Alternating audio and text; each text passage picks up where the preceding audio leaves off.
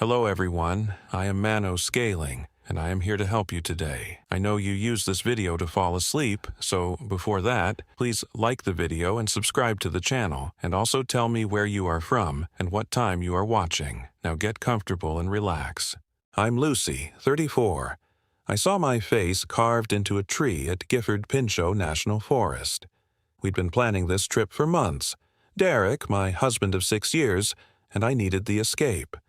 Our marriage had been fraying at the edges, worn thin by his long hours at the firm and my growing resentment of the life we'd built in Seattle.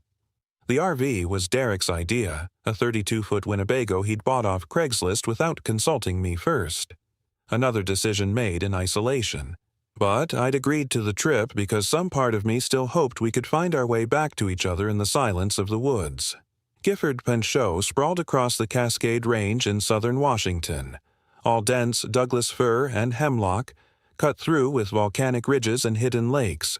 We'd chosen a dispersed camping area off Forest Road 25, past the popular spots where the ranger station's tired attendant had barely looked up from his crossword puzzle when Derek asked about the best secluded sites. "Road gets rough past mile marker 47, the ranger had said, his voice flat. "Most folks don't go that far." "Perfect," Derek replied, that familiar edge of competition in his tone. He always had to go further, push harder, prove something to no one in particular. The RV jostled over potholes and exposed roots as we climbed deeper into the forest. Late September had painted the underbrush in rust and gold, though the evergreens remained defiant in their green. The air through the open windows carried the scent of decaying leaves and something else, something faintly metallic that I couldn't place. "We should stop soon," I said, watching the odometer. We'd passed mile marker 52 10 minutes ago.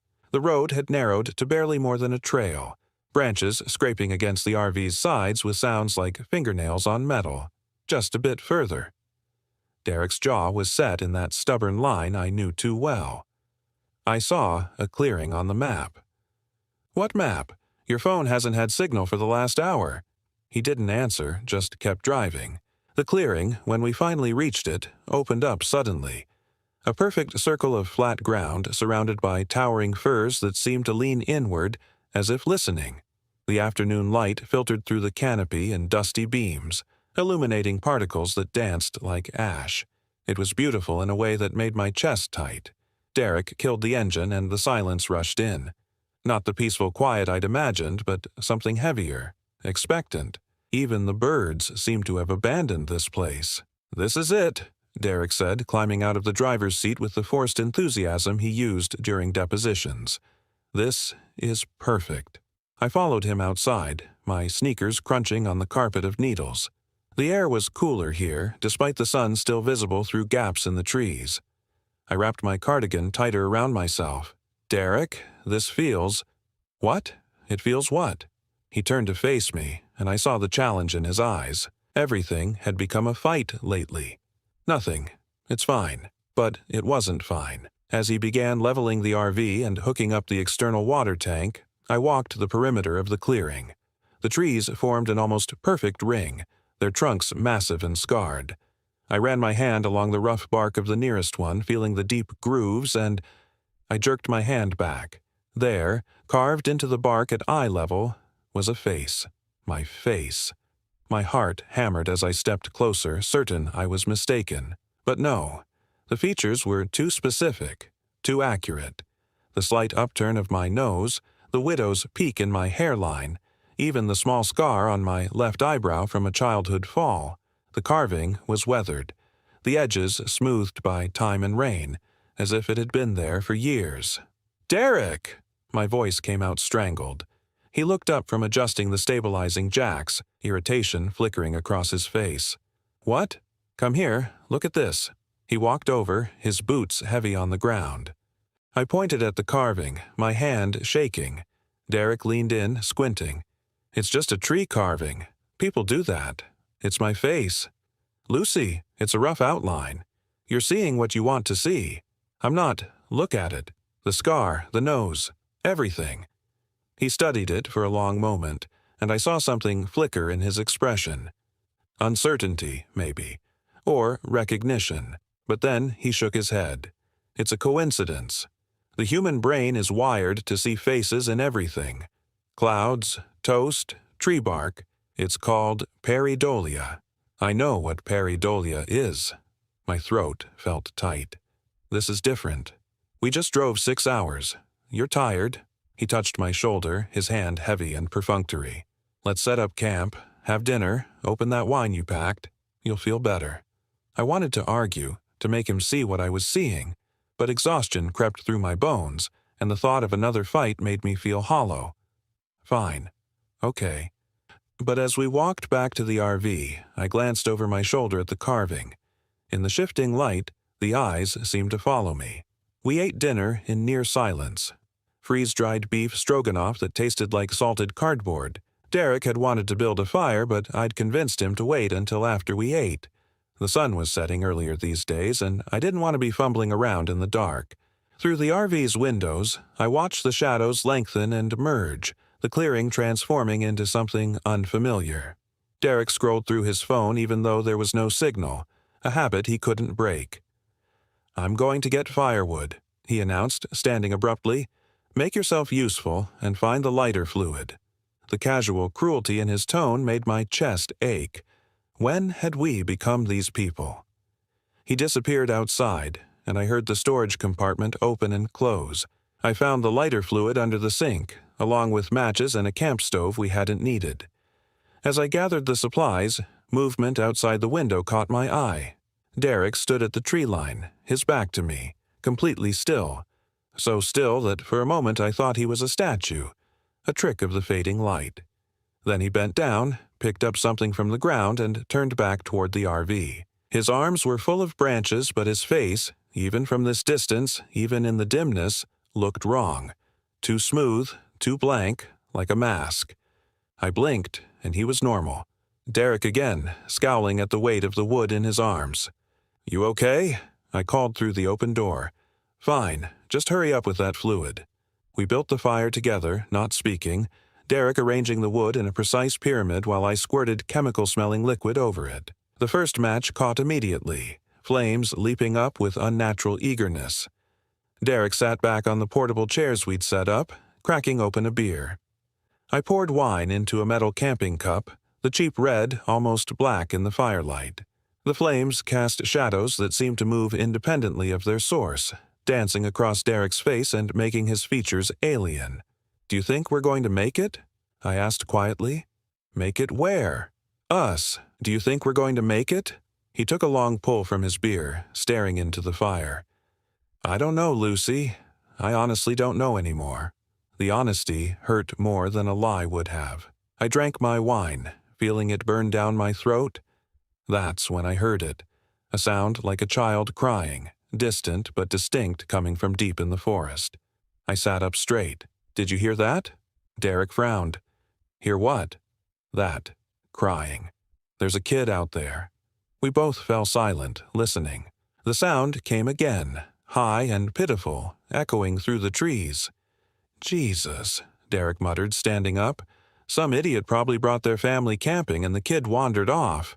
We should help." I was already on my feet, grabbing the flashlight from the RV's door pocket. "Or we should mind our own business. Derek, it's a child." He sighed, that long-suffering sound he'd perfected. "Fine. But we're staying together." The crying led us into the forest, our flashlights cutting weak paths through the darkness. The sound seemed to move, always just ahead, drawing us deeper. The trees pressed close here, their branches interlocking overhead to block out even the moonlight. My heart pounded against my ribs. "Hello?" I called out. "We're here to help. Can you tell us where you are?" The crying stopped abruptly, replaced by silence so complete it made my ears ring. "Kid?" Derek's voice was harder, more commanding. "This isn't funny. Come out now." Nothing. No response. No rustle of movement. Even the wind had died. Derek grabbed my arm. "We're going back. This is stupid." "But now, Lucy." We turned around, but the path we'd taken, marked in my mind by the specific arrangement of fallen logs and distinctive trees, wasn't there. Instead, identical trunks stretched in every direction, a labyrinth of bark and shadow. "Where's the clearing?" My voice cracked. We couldn't have come this far. Derek swept his flashlight in a wide arc. "It's this way. I remember." "You remember? You didn't even want to come out here. Are you seriously starting this right now?" "I'm not starting anything. I'm just saying that I'm wrong. You're saying I'm wrong, like always." The fight bubbled up between us, familiar and bitter. We'd had this same argument in different forms 100 times. But here, in the dark, with the child's cries still echoing in my memory, it felt obscene. "Let's just pick a direction," I said quietly. "We'll find our way back." We chose what Derek swore was east, walking in tense silence. The forest seemed to shift around us, trees rearranging themselves in impossible ways. My flashlight beam caught something pale ahead, a trunk lighter than the others. As we got closer, my stomach dropped. It was another carving, another face, but this time it was Derek's face, rendered in the same weathered detail, down to the small mole beneath his right eye. Derek. I couldn't manage more than a whisper. He saw it. I watched the blood drain from his face, watched his jaw work soundlessly. For the first time since I'd known him, Derek looked genuinely frightened. "What the fuck is this?" He touched the carving with trembling fingers. "What the actual fuck?" "I don't know. Someone's messing with us. This is some kind of sick joke. How would anyone know we'd be here? We didn't tell anyone where we were going." He rounded on me. "So what? You think this is supernatural? Magic trees that carve people's faces?" "I think we need to get back to the RV. Now." We ran. The logical part of my brain knew running in the dark woods was dangerous, that we could trip over roots or stumble into a ravine, but terror overrode logic. The flashlights bounced wildly, illuminating trees that all looked the same, branches that grabbed at our clothes like skeletal fingers. I don't know how long we ran, minutes that felt like hours, before we burst back into the clearing. The RV sat exactly where we'd left it, the fire still burning beside it, our chairs positioned as if we'd never left. We collapsed, gasping. My lungs burned and my legs trembled. Derek bent over, hands on his knees, his face slick with sweat despite the cold. "We're leaving," he said between breaths. "First thing tomorrow. We're leaving." I nodded, unable to speak. We doused the fire and retreated into the RV, locking every door and window. The familiar interior should have felt safe, but the walls seemed thin as paper. Derek pulled the curtains shut, blocking out the darkness beyond. "Try to sleep," he said, though his voice shook. "We'll leave at first light."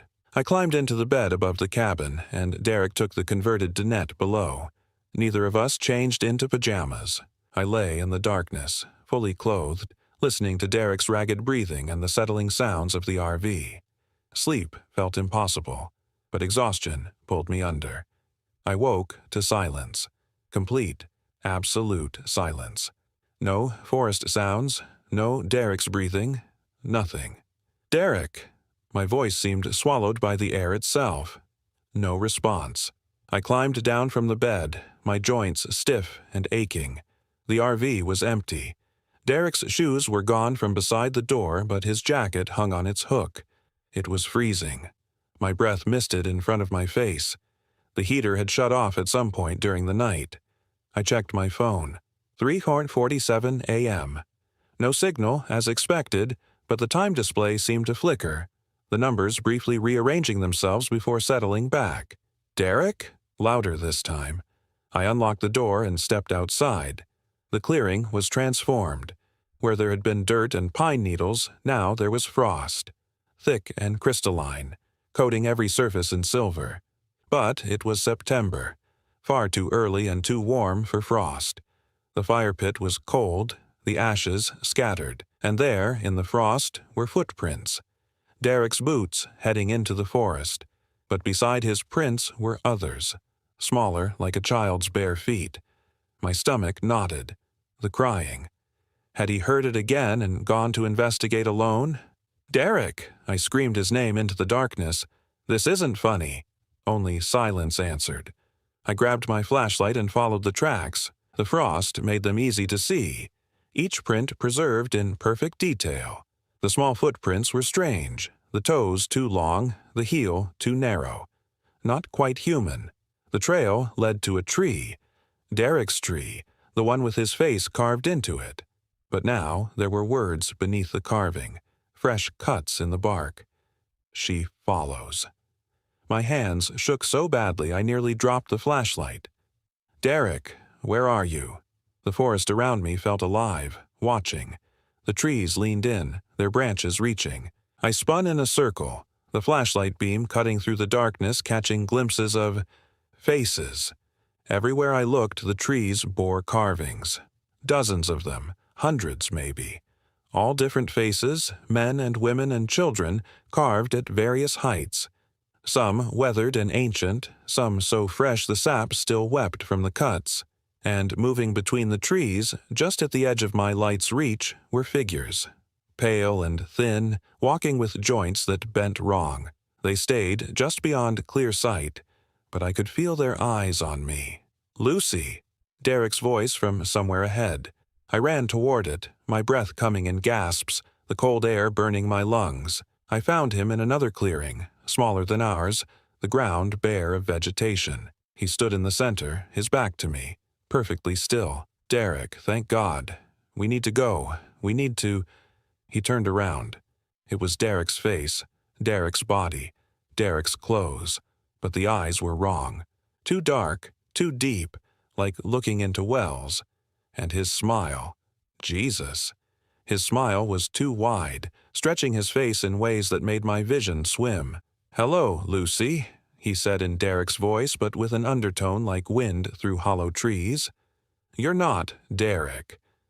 I backed away, the flashlight shaking in my grip. "I'm exactly Derek." He took a step toward me, his movement fluid and wrong. "I'm every version of Derek. The one who loves you, the one who resents you, the one who wishes he'd never met you. I'm all of it. Where is he? What did you do with my husband? He's here." Not Derek gestured around the clearing. "He's everywhere. They all are." More figures emerged from the trees. I recognized some of them from the carvings. Faces I'd glimpsed in the bark now animated, walking, wearing skin like ill-fitting clothes. An elderly woman with eyes milky as fog. A teenage boy whose neck bent at an impossible angle. A little girl whose feet didn't quite touch the ground. "What are you?" The words came out as a whimper. "We're what remains when the forest takes what it's owed." Not Derek's smile never wavered. "This land remembers every person who entered and never left. We're the echoes, the impressions, the faces in the bark. I don't understand. You will." He reached out and I saw that his fingers were too long, the joints too numerous. "When we carve you into the trees, when we wear your skin and learn your walk, then you'll understand." I ran. Behind me I heard laughter. Derek's laugh mixed with others, a chorus of stolen voices. Footsteps pursued me. Too many footsteps, moving too fast. The forest was a maze of shadows and grasping branches. I didn't know where I was going, only that I had to get away. My flashlight died, plunging me into absolute darkness. I kept running, my hands outstretched, colliding with trees, stumbling over roots. Something brushed against my back. Fingers or branches, I couldn't tell. Then, impossibly, I saw light ahead. The RV. I'd somehow found my way back to the clearing. I burst through the door, slammed it shut, and locked it. My hands fumbled with the keys still hanging from the ignition. The engine turned over once, twice. It caught. I threw the RV into reverse, not caring about the gear or the road. The vehicle lurched backward, branches screaming against the sides. Through the windshield, I saw them. Dozens of figures emerging from the forest, all wearing faces that didn't belong to them. They watched as I fled, their expressions unchanging. I found the road, or something like it, and drove. The odometer spun backward. The radio turned itself on, cycling through static and voices speaking in tongues. The rearview mirror showed the clearing receding, but also somehow getting closer. I don't know how long I drove. Time felt broken, stretching and compressing. The sun never rose. The road went on forever. But then, finally, I saw the ranger station ahead. Its single light burned like a beacon. I skidded to a stop in the parking lot, nearly hitting the building. The ranger looked up from his crossword puzzle. The same ranger from before, his expression unchanged. "Back already?" he asked mildly. "There's, in the forest, my husband." I couldn't form coherent sentences. He set down his pencil. "You went past mile marker 47, didn't you?" "Yes, but—" "I told you, most folks don't go that far." He stood, walking around the desk. In the harsh, fluorescent light, I saw that his movements were slightly off, his joints bending in ways that made my skin crawl. The ones that do, well, they usually come back different, if they come back at all. "What are you?" "Just doing my job, recording the names of those who enter, checking to see who comes out." He picked up a ledger, running his finger down a list of names. "Derek Morrison, entered September 24th. Hasn't left yet, according to my records. He's in there. Those things have him. Maybe, or maybe he's right here." The ranger's face rippled like water, and for a moment I saw Derek's face beneath it. Then it was the ranger again, smiling that too wide smile. "Maybe we're all in there, and we've been in there all along." I backed toward the door, my hand finding the handle. "You can leave," the ranger said. "Drive back to Seattle. Return to your life. But you'll always know what's waiting in the trees. And when you close your eyes, you'll see the carving. Your face in the bark, waiting to be claimed." I ran for the RV, my vision blurring with tears. The engine was still running. I floored it, racing down the mountain road as the sun finally began to rise, painting the sky in bruised purples and sickly yellows. That was 3 weeks ago. I'm back in Seattle now, in our apartment that feels too empty, too quiet. The police filed a missing person report for Derek. Search parties combed the forest but found nothing. No trace of him, no trace of our campsite, as if we'd never been there at all. I haven't told anyone the truth. How could I? They'd think I killed him, that I'm making up stories to cover my guilt. Maybe I am guilty. Maybe if I'd insisted we leave earlier, if I'd been a better wife, if I'd loved him more. But late at night, I hear Derek's voice in the other room. I hear him moving through the apartment, opening drawers, sitting in his chair. When I work up the courage to look, there's never anyone there. Yesterday, I found something in the mail, an envelope with no return address containing a single photograph. It showed a tree trunk, and carved into it was Derek's face. But in this carving, his eyes were open, his mouth stretched in a silent scream. On the back, in handwriting I didn't recognize, were 4 words: "Come back for him." I burned it. I burned it and flushed the ashes down the toilet and told myself it was a sick prank. But this morning, I woke up to find bark under my fingernails, splinters of wood embedded in my palms. And when I looked in the bathroom mirror, my face seemed different, flatter, harder, more like carved wood than flesh. I traced my fingers over my features, feeling for the familiar landmarks, my nose, my scar, my cheekbones. Everything was in the right place, but it felt wrong, like I was touching a mask instead of skin. I went to work, taught my classes at the community college, graded papers, had coffee with colleagues. Everyone acted normal. No one seemed to notice that I was different, that I was becoming something else. Or maybe they did notice. Maybe they saw exactly what I was becoming and chose not to say anything. Because in the windows, in the polished surfaces, in every reflection, I could see it clearly now. My face was losing its softness, its humanity. The angles were becoming too precise, too symmetrical. My eyes were darkening, the whites disappearing. I was turning into my carving. Tonight, I packed a bag. I put the RV keys in my pocket. I wrote a note to my sister telling her I love her, telling her not to look for me, because I can hear it now, even here in the city. The crying, the child's voice calling to me from the forest, from the trees, from the dark spaces between, and beneath it, Derek's voice, whispering my name. The forest has its hooks in me. It carved my face into its flesh, and now I'm bound to it. Every day I stay away, I become more wooden, more hollow, more like the things that wear stolen faces. I have two choices. I can stay here and slowly turn into a lifeless replica, a carved mask of who I used to be. Or I can go back, return to Gifford Pinchot, past mile marker 47, to the clearing where it all started. Maybe I'll find Derek. Maybe I'll free him. Maybe we'll both become something else together. Faces in the bark, echoes in the forest, warnings carved into ancient wood. Or maybe I'll just disappear, like all the others whose faces I saw on the trees. Another name in the ranger's ledger. Another cautionary tale whispered around campfires. It's dark now. The apartment is silent except for the sound of my breathing, which is growing slower, harder, like air moving through wood instead of lungs. I can feel the pull growing stronger, the forest calling me home. I pick up my keys.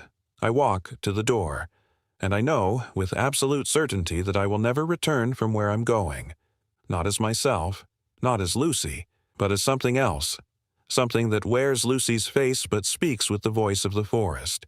The RV starts on the first try, like it's been waiting for me, like it knows where we're going. I drive north, toward the mountains, toward the darkness between the trees. The highway unfolds before me and I watch the mile markers count down. 52, 51, 50. When I reach 47, I don't stop. I keep driving, deeper, following the road that shouldn't exist but does, the road that only appears for those the forest has claimed. In my rearview mirror, my reflection smiles with too many teeth. And somewhere ahead, in the clearing surrounded by watching trees, two carvings wait side by side, Derek and Lucy Morrison, faces in the bark, forever. The forest takes care of its own. Story 2.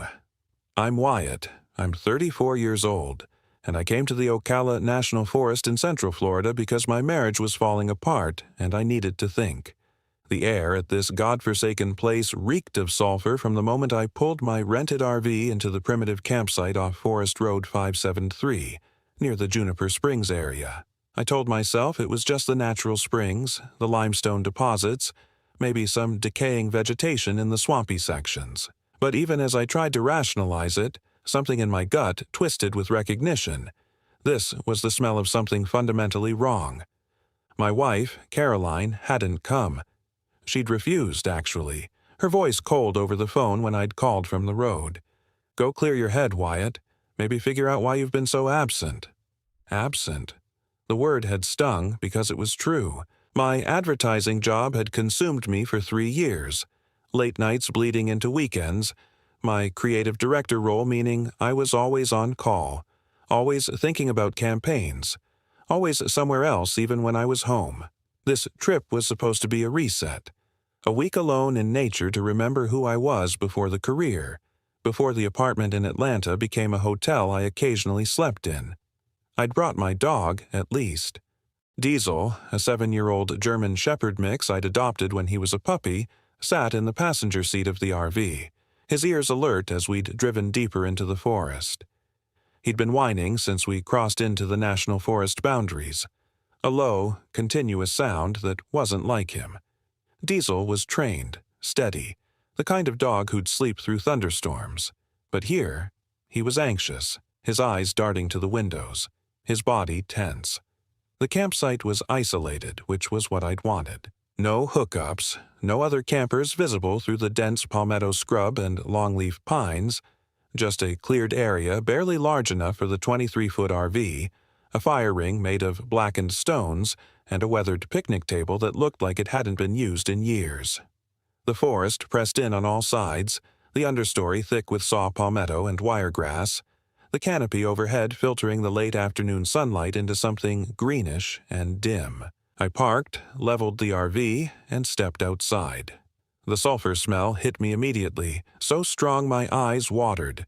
The ground beneath my feet felt wrong too, spongy, almost warm, like I was standing on something alive. Steam rose from fissures in the earth about 20 yards from the campsite, thin wisps that caught the light and glowed faintly yellow.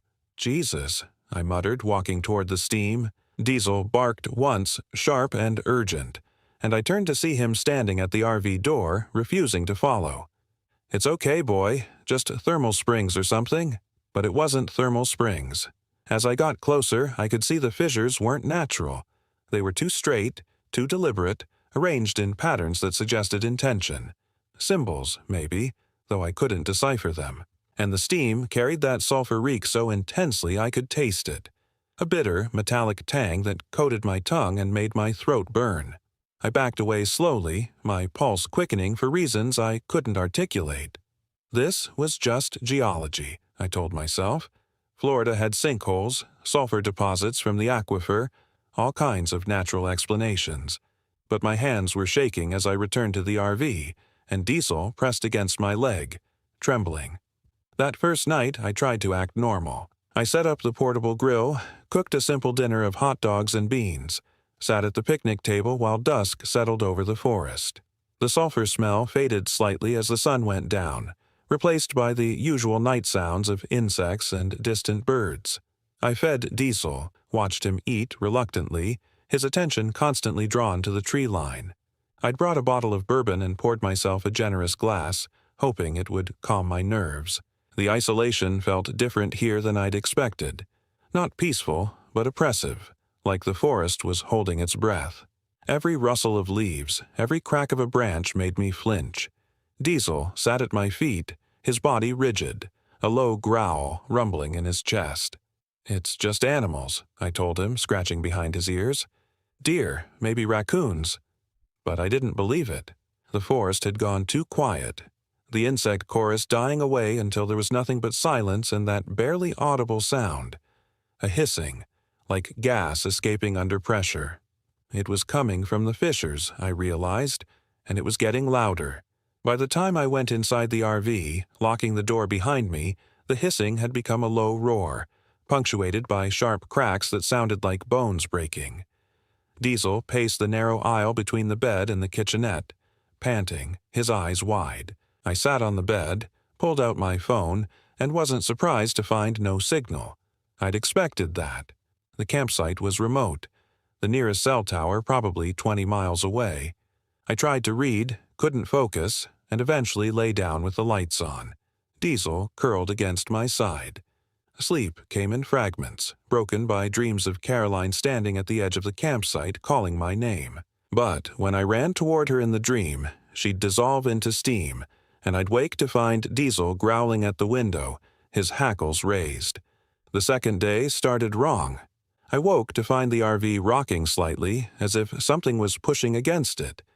Diesel was at the door, barking frantically, and when I looked out the window, I saw nothing, just the empty campsite, the forest beyond, and that steam still rising from the fissures, thicker now, almost a fog. I opened the door cautiously, and the sulfur smell nearly knocked me back.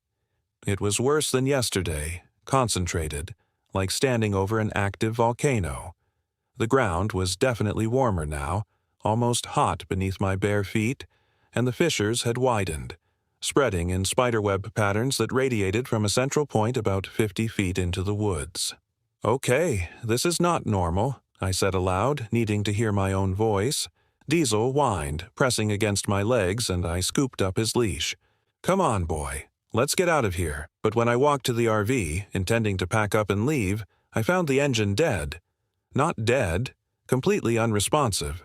The key wouldn't even turn in the ignition, and when I checked under the hood, everything looked fine but felt wrong. The metal was too hot, the wiring discolored, and there was that smell again. So strong I gagged. I tried my phone again. Still no signal, but something stranger. The screen kept glitching, showing static, then images I didn't recognize. Faces, twisted and screaming, there for a fraction of a second before disappearing. I turned it off, my hands shaking, and shoved it in my pocket. "We'll walk out," I told Diesel, trying to sound confident. "It's only 5 miles to the main road." But when I started down the dirt track we'd driven in on, I found it had changed. The road was still there, but it curved differently, bent back on itself in ways that didn't match my memory. And after 20 minutes of walking, I found myself back at the campsite, approaching from a different direction. I tried again, marking trees with my knife as I went. Same result. 30 minutes of walking, and I was back at the RV, the marked trees nowhere to be seen. Diesel was pulling hard on the leash now, trying to drag me toward the woods, away from the campsite. I followed him, thinking maybe he knew something I didn't, and we pushed through palmetto fronds and wiregrass until we came to a clearing I hadn't seen before. In the center of the clearing was a well. Not an old well, not a natural sinkhole. A constructed well, stone-lined with a heavy wooden cover pulled aside, and rising from it was that steam, that sulfur-reeking fog pouring out in thick columns that spread across the clearing and into the surrounding forest. Diesel stopped at the edge of the clearing, his entire body trembling, and refused to go further. I approached the well alone, my curiosity overriding my fear, and looked down into it. Darkness, complete and absolute, the kind that seemed to swallow light. But I could hear something down there. Movement, scraping, and beneath it, voices. Many voices, whispering in a language I didn't understand but that made my skin crawl and my vision blur. I backed away fast, stumbling over roots, and ran back to the RV with Diesel at my heels. My mind was racing, trying to find explanations. Some kind of natural gas pocket, maybe combined with acoustic anomalies in the limestone. The voices were just wind, the darkness just the depth of the well. But I didn't believe any of it. That afternoon, things deteriorated quickly. The steam from the fissures spread until it covered the campsite in a yellowish fog that burned my lungs and made my eyes water. I retreated into the RV, sealing the door and windows as best I could, but the smell seeped in anyway, pervasive and choking. Diesel was inconsolable now, barking at nothing, spinning in circles, his eyes rolling. I held him, trying to calm him, but my own panic was rising. The RV felt smaller by the hour, the walls pressing in, and outside the windows I could see shapes moving in the fog. Tall, wrong shapes that walked on too many legs and bent at angles that defied anatomy. I told myself they were shadows, tricks of the light, but when one pressed against the window, leaving a handprint of something that wasn't a hand, too many fingers, too long, with joints in the wrong places, I stopped trying to rationalize. Night fell, and the fog glowed. Not reflected light, but its own luminescence, a sickly yellow-green that pulsed like breathing. The hissing from the fissures became voices, clear now, calling my name. Wyatt, Wyatt, come down, come see. I covered my ears, but the voices were inside my head too, whispering promises. See Caroline. Fix everything. Just come down. Diesel attacked the door, trying to break through, and I grabbed him, wrestled him to the floor. His eyes were wild, foam at his mouth, and for a terrible moment I thought he was going to bite me. But then he collapsed, panting, and buried his head against my chest. We stayed like that for hours, huddled on the floor, while outside the RV those shapes circled and the fog pressed against the windows and the voices called and called and called. The third day, I woke to silence. Complete silence. No birds, no insects, no wind, nothing. Just the smell, stronger than ever, and a heat that made the inside of the RV feel like an oven. Diesel was barely moving, his breathing shallow, his eyes glazed. I gave him water, forced him to drink, but he wouldn't eat. Neither would I. The thought of food made me nauseous, and besides, everything in the RV had spoiled overnight. The bread was covered in black mold, the fruit rotted, the meat in the cooler liquefied into something that stank worse than the sulfur. I went outside because I couldn't stand being in the RV anymore. The fog had thinned slightly, and I could see the campsite, changed. The fire ring was gone, replaced by a perfect circle of scorched earth. The picnic table had collapsed into ash, and the fissures had spread, crisscrossing the entire clearing, glowing faintly red from within. The ground steamed with brimstone. I stood in the center of it, feeling the heat through my shoes, and laughed because the absurdity was too much. This was hell, literally hell, opening beneath a state park campsite in Central Florida. But then I saw her, Caroline, standing at the edge of the clearing, exactly as she'd looked in my dreams. She was wearing the blue dress she'd worn on our first date, her hair down the way I loved, and she was smiling. "Wyatt," she said, her voice carrying clearly despite the distance. "I've been looking for you." I took a step toward her, then stopped. Something was wrong. Her shadow was pointing the wrong direction, away from the sun.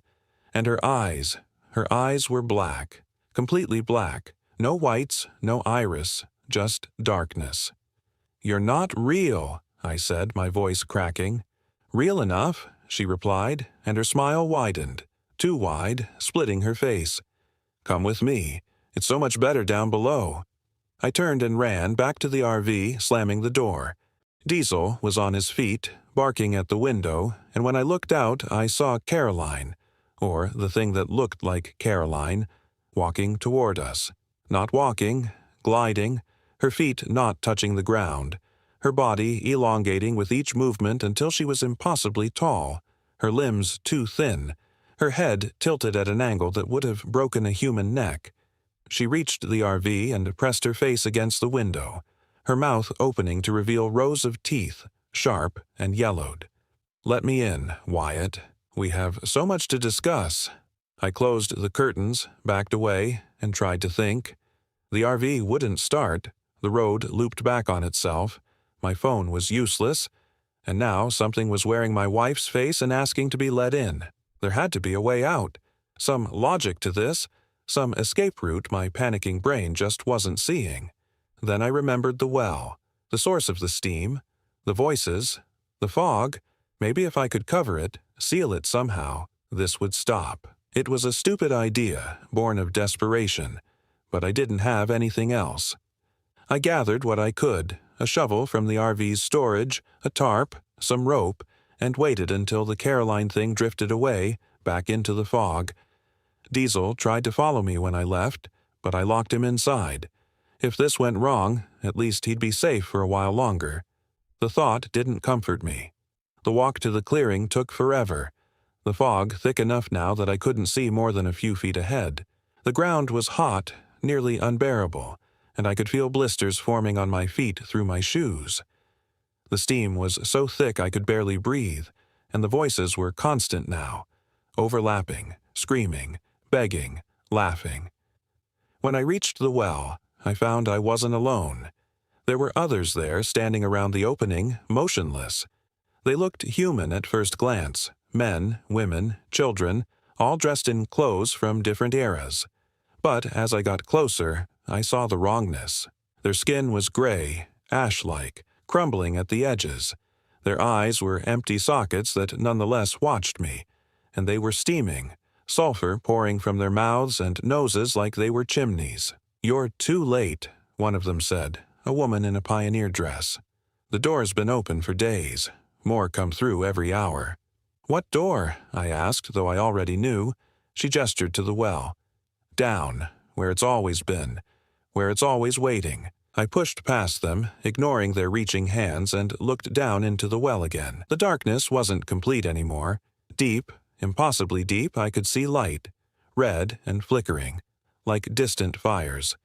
And climbing up, slowly but steadily, were shapes. Hundreds of shapes, thousands maybe, pulling themselves up the walls of the well with claws and hooks and appendages I couldn't name. I dropped the shovel, stumbled back. The tarp and rope fell from my hands. This wasn't something I could seal or cover. This was something fundamental, geological. A crack in reality that went all the way down to whatever hell actually was. "Why here?" I asked the woman. "Why this place?" She smiled, her teeth falling out as she did. "Thin places. Always been thin places. The Seminoles knew. Called it the breathing ground. Said if you listen, you can hear the earth exhale the damned." I ran then, no plan, just a pure animal panic, crashing through the fog and the palmetto and the heat. Behind me, I heard the well shudder and crack, and the ground itself seemed to split open, the sound like the world breaking in half. I made it back to the RV, threw open the door, grabbed Diesel, and ran in the opposite direction from the well, from the clearing, from whatever was climbing out of that pit. Diesel was barking, half mad, but he ran with me, and we plunged into the forest with no thought except escape. The fog was everywhere now, and the ground was splitting open in more places, steam pouring out, and with it, things that had no business existing. I saw them in glimpses, figures that were human-shaped but made of smoke and bone, creatures that walked on all fours but had human faces, children with too many eyes who laughed as they reached for me. We ran until I couldn't run anymore, my lungs burning, my legs giving out. We collapsed in a small hollow, hidden by thick vegetation, and I held Diesel close, trying to quiet his barking, trying to quiet my own gasping breaths. The fog flowed around us, searching, and I heard voices calling my name. Not just Caroline's voice now, but my mother's, my father's, friends who'd died, people I'd known and lost, all of them begging me to come out, to join them, to stop running. "It's better down there," Caroline's voice said, very close. "No more guilt, no more shame, no more absence. Just us, together, forever." I pressed my face against Diesel's fur and tried not to listen, tried not to think about how appealing that sounded actually, the idea of giving up, of letting go, of walking into the fog and never having to try anymore. But Diesel licked my face, his rough tongue warm and real, and it pulled me back. No, not like this. Not here. We stayed hidden until dawn, or what I thought was dawn. The fog glowed brighter, the sulfur smell lessened slightly, and the voices faded to whispers. When I finally stood, my legs barely supporting me, I could see that the forest had changed again. The trees were dead, blackened and skeletal, and the ground was covered in ash. The fissures had spread everywhere, a network of glowing cracks that made the earth look like a shattered mirror. But in the distance, through the haze, I could see something else. A road, a real road, paved and maintained with a vehicle on it. A ranger truck, if I was seeing right. I stumbled toward it, Diesel at my side, falling and getting up and falling again. The ash burned my hands, and the heat was unbearable, but I kept moving because the alternative was to stop, and stopping meant dying or worse. The Caroline thing appeared one more time, blocking my path, her face shifting between my wife and something reptilian, her voice sweet and poisonous. "Stay. Be with me. I'm lonely, Wyatt. So lonely down there." "You're not Caroline," I said, surprised at the firmness in my voice. "You're not anything. Just smoke and lies." She screamed then, a sound that shattered the dead trees and made the ground shake, and launched herself at me. I felt her hands, cold, burning, both at once, close around my throat, and I went down hard, Diesel snarling and biting at her, tearing chunks of smoke and ash from her form. I grabbed a rock, sharp-edged limestone, and swung it at her face. It passed through her, disrupting her form, and she dissolved into fog, but not before she whispered in my ear, "You'll be back. They always come back." The ranger truck was closer now, and I could hear voices, real voices, human voices, calling out. I stumbled the last 100 yards and collapsed on the asphalt, Diesel barking frantically, and felt hands on me, lifting me, carrying me. "Jesus Christ," someone said. "Where the hell did you come from?" "The campsite," I managed. "Off Forest Road 573. There's something. Forest Road 573 has been closed for 2 months, a woman's voice said. "Environmental hazard, sulfur emissions from the aquifer." "I was just there," I insisted. 3 days. My RV? "Sir, you're severely dehydrated and suffering from sulfur poisoning. We need to get you to a hospital." They put me in the truck, Diesel beside me, and drove. I watched out the window as we passed the turnoff to Forest Road 573, and I saw the barriers, the warning signs, the chain-link fence with hazard tape. And behind it, through the trees, I saw the fog, glowing yellow-green, and shapes moving within it. The rangers saw me looking. Been like that since June. Ground opened up, started venting gas. EPA's investigating, but there's talk of sinkholes, maybe even volcanic activity, though that's crazy for Florida. We've had to evacuate the whole area. "Volcanic?" I repeated numbly. "Or something," she said. "Weird stuff happens in thin places, you know. The Seminoles had legends about this area. Said the earth was breathing. Guess they knew something we didn't. At the hospital, they treated me for second-degree burns on my feet. severe dehydration, sulfur poisoning, and what they called acute stress reaction. They wanted to keep me for observation, but I checked myself out after 2 days, unable to stand the confinement, the nightmares that came whenever I closed my eyes. Caroline came to see me once, the real Caroline, not the thing that wore her face. She sat by my bed, her expression unreadable, and listened as I tried to explain what had happened. When I finished, she was quiet for a long time. "The doctors think you had a breakdown," she finally said. "Stress, isolation, maybe some kind of hallucinogenic reaction to the gas. You don't believe me." "I believe you experienced something," she said carefully. "But Wyatt, you're talking about hell. Literal hell, opening up in a state park." I didn't argue. How could I? I barely believed it myself anymore, despite the scars on my feet, despite the sulfur smell that lingered in my hair and clothes no matter how many times I showered. She left after an hour, promising to think about things, about us. But I knew I'd never see her again. Not really. The part of me that had been her husband had stayed in that forest, swallowed by the fog and the heat and the voices that promised peace. I went back once, 3 weeks later, after I'd been released and had nowhere else to be. The barriers were still up, but I climbed the fence at night and walked the overgrown path to where the campsite should have been. It was gone. Not just the RV, that I'd expected, but everything. The clearing, the fire ring, even the well, just forest, thick and undisturbed, as if no one had ever been there. But the ground was warm beneath my feet, and when I pressed my ear to the earth, I could hear it. Faint, but unmistakable. Hissing. Voices. The sound of something vast and patient, waiting just below the surface. I left Florida after that, drove north until I ran out of money, and ended up in a small town in Georgia where no one knew me. I got a job washing dishes, rented a room above a bar, and tried to rebuild something resembling a life. Diesel is with me, older now, quieter, but still alert in ways that remind me he remembers. Sometimes at night he'll growl at nothing, and I'll smell that faint sulfur scent, and I'll know that the thing wearing Caroline's face was right. They always come back. I don't sleep well anymore. When I do, I dream of that well, of the shapes climbing up from below, and I wake up screaming, my sheets soaked with sweat that reeks of brimstone. The doctors gave me pills, but they don't help.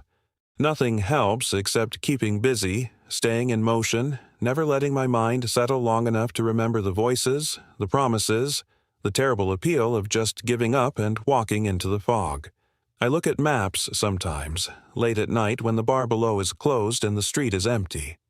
I trace my finger along the Ocala National Forest, along Forest Road 573, and I wonder how many others have found themselves there, drawn by isolation or desperation or just bad luck. I wonder how many heard the voices and listened. And I wonder, in my darkest moments, if I actually escaped at all, or if I'm still there, still running through that burning forest, and this life, this room, this job, this slow decay, is just another layer of the hell that's been waiting for me all along. The ground steams with brimstone. Even here, even now, I can smell it.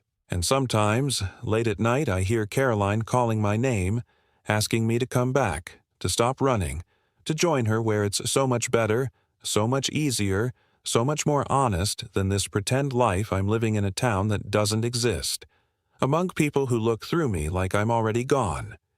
Diesel whines. I hold him close, and I wait for dawn, knowing it will come, but wondering, always wondering, if when I walk outside tomorrow the ground will be cracked and steaming, and the voices will finally stop being promises and start being commands. They say hell is other people, but I know the truth now. Hell is geology. Hell is chemistry. Hell is the earth itself, breathing out the damned, one sulfur-soaked breath at a time. And once you've smelled it, once you've heard it call your name, you never really leave. You just keep running, knowing that eventually the ground beneath your feet will warm, and the voices will find you again, and the thin places will open, and you'll have to choose. Keep fighting, or finally, mercifully, let go. I'm still choosing to fight. But every day it gets harder. Every day the sulfur smell gets stronger. Every day Caroline's voice gets clearer, more insistent, more real. And every day, I wonder if today is the day I stop running and finally, Story 3. inevitably, I'm Paisley, go down. 29. The grass at Gifford-Pinchot National Forest curled into letters. That's what I told myself later when they asked me to explain. When the psychiatrist leaned forward with her pen poised and her voice soft as gauze, asking me to start from the beginning. But there is no beginning to this. Not really. Some things don't start. They've always been waiting, patient as stones, for you to finally arrive. We pulled into Gifford-Pinchot on a Thursday in late September, the kind of afternoon where the light comes through the trees at an angle that makes everything look like it's underwater. My girlfriend Rachel was driving, one hand on the wheel, the other holding mine across the center console of our rented RV. We'd been planning this trip for months, ever since her promotion came through and my graphic design contract finally paid out. 2 weeks in Washington State, just us and the trees and the kind of silence you can't find in Seattle. "This is perfect," Rachel said as we turned onto the forest road. "Look at this place, Paige. It's like something out of a fairy tale." She wasn't wrong. Gifford-Pinchot stretched out around us in every direction, dense with Douglas firs and western hemlocks, the understory thick with sword ferns and Oregon grape. The road was barely more than 2 dirt tracks with grass growing between them, winding deeper into the forest with each turn. The GPS had lost a signal about 20 minutes back, but Rachel had printed maps. She was always prepared like that, always thinking 3 steps ahead. We found our spot just before sunset. A small clearing near Taklak Lake, far enough from the main campgrounds that we'd have privacy but close enough to the water that we could hear it lapping against the shore. Rachel backed the RV into position while I got out to guide her, the forest floor soft and spongy under my hiking boots. The air smelled like pine sap and decomposing leaves and something else, something mineral and cold that I couldn't quite place. "Home sweet home," Rachel announced, killing the engine. She stepped out and stretched, her red hair catching the last rays of sunlight. "God, it's beautiful here, and so quiet." She was right about that, too. The silence was enormous, pressing in from all sides.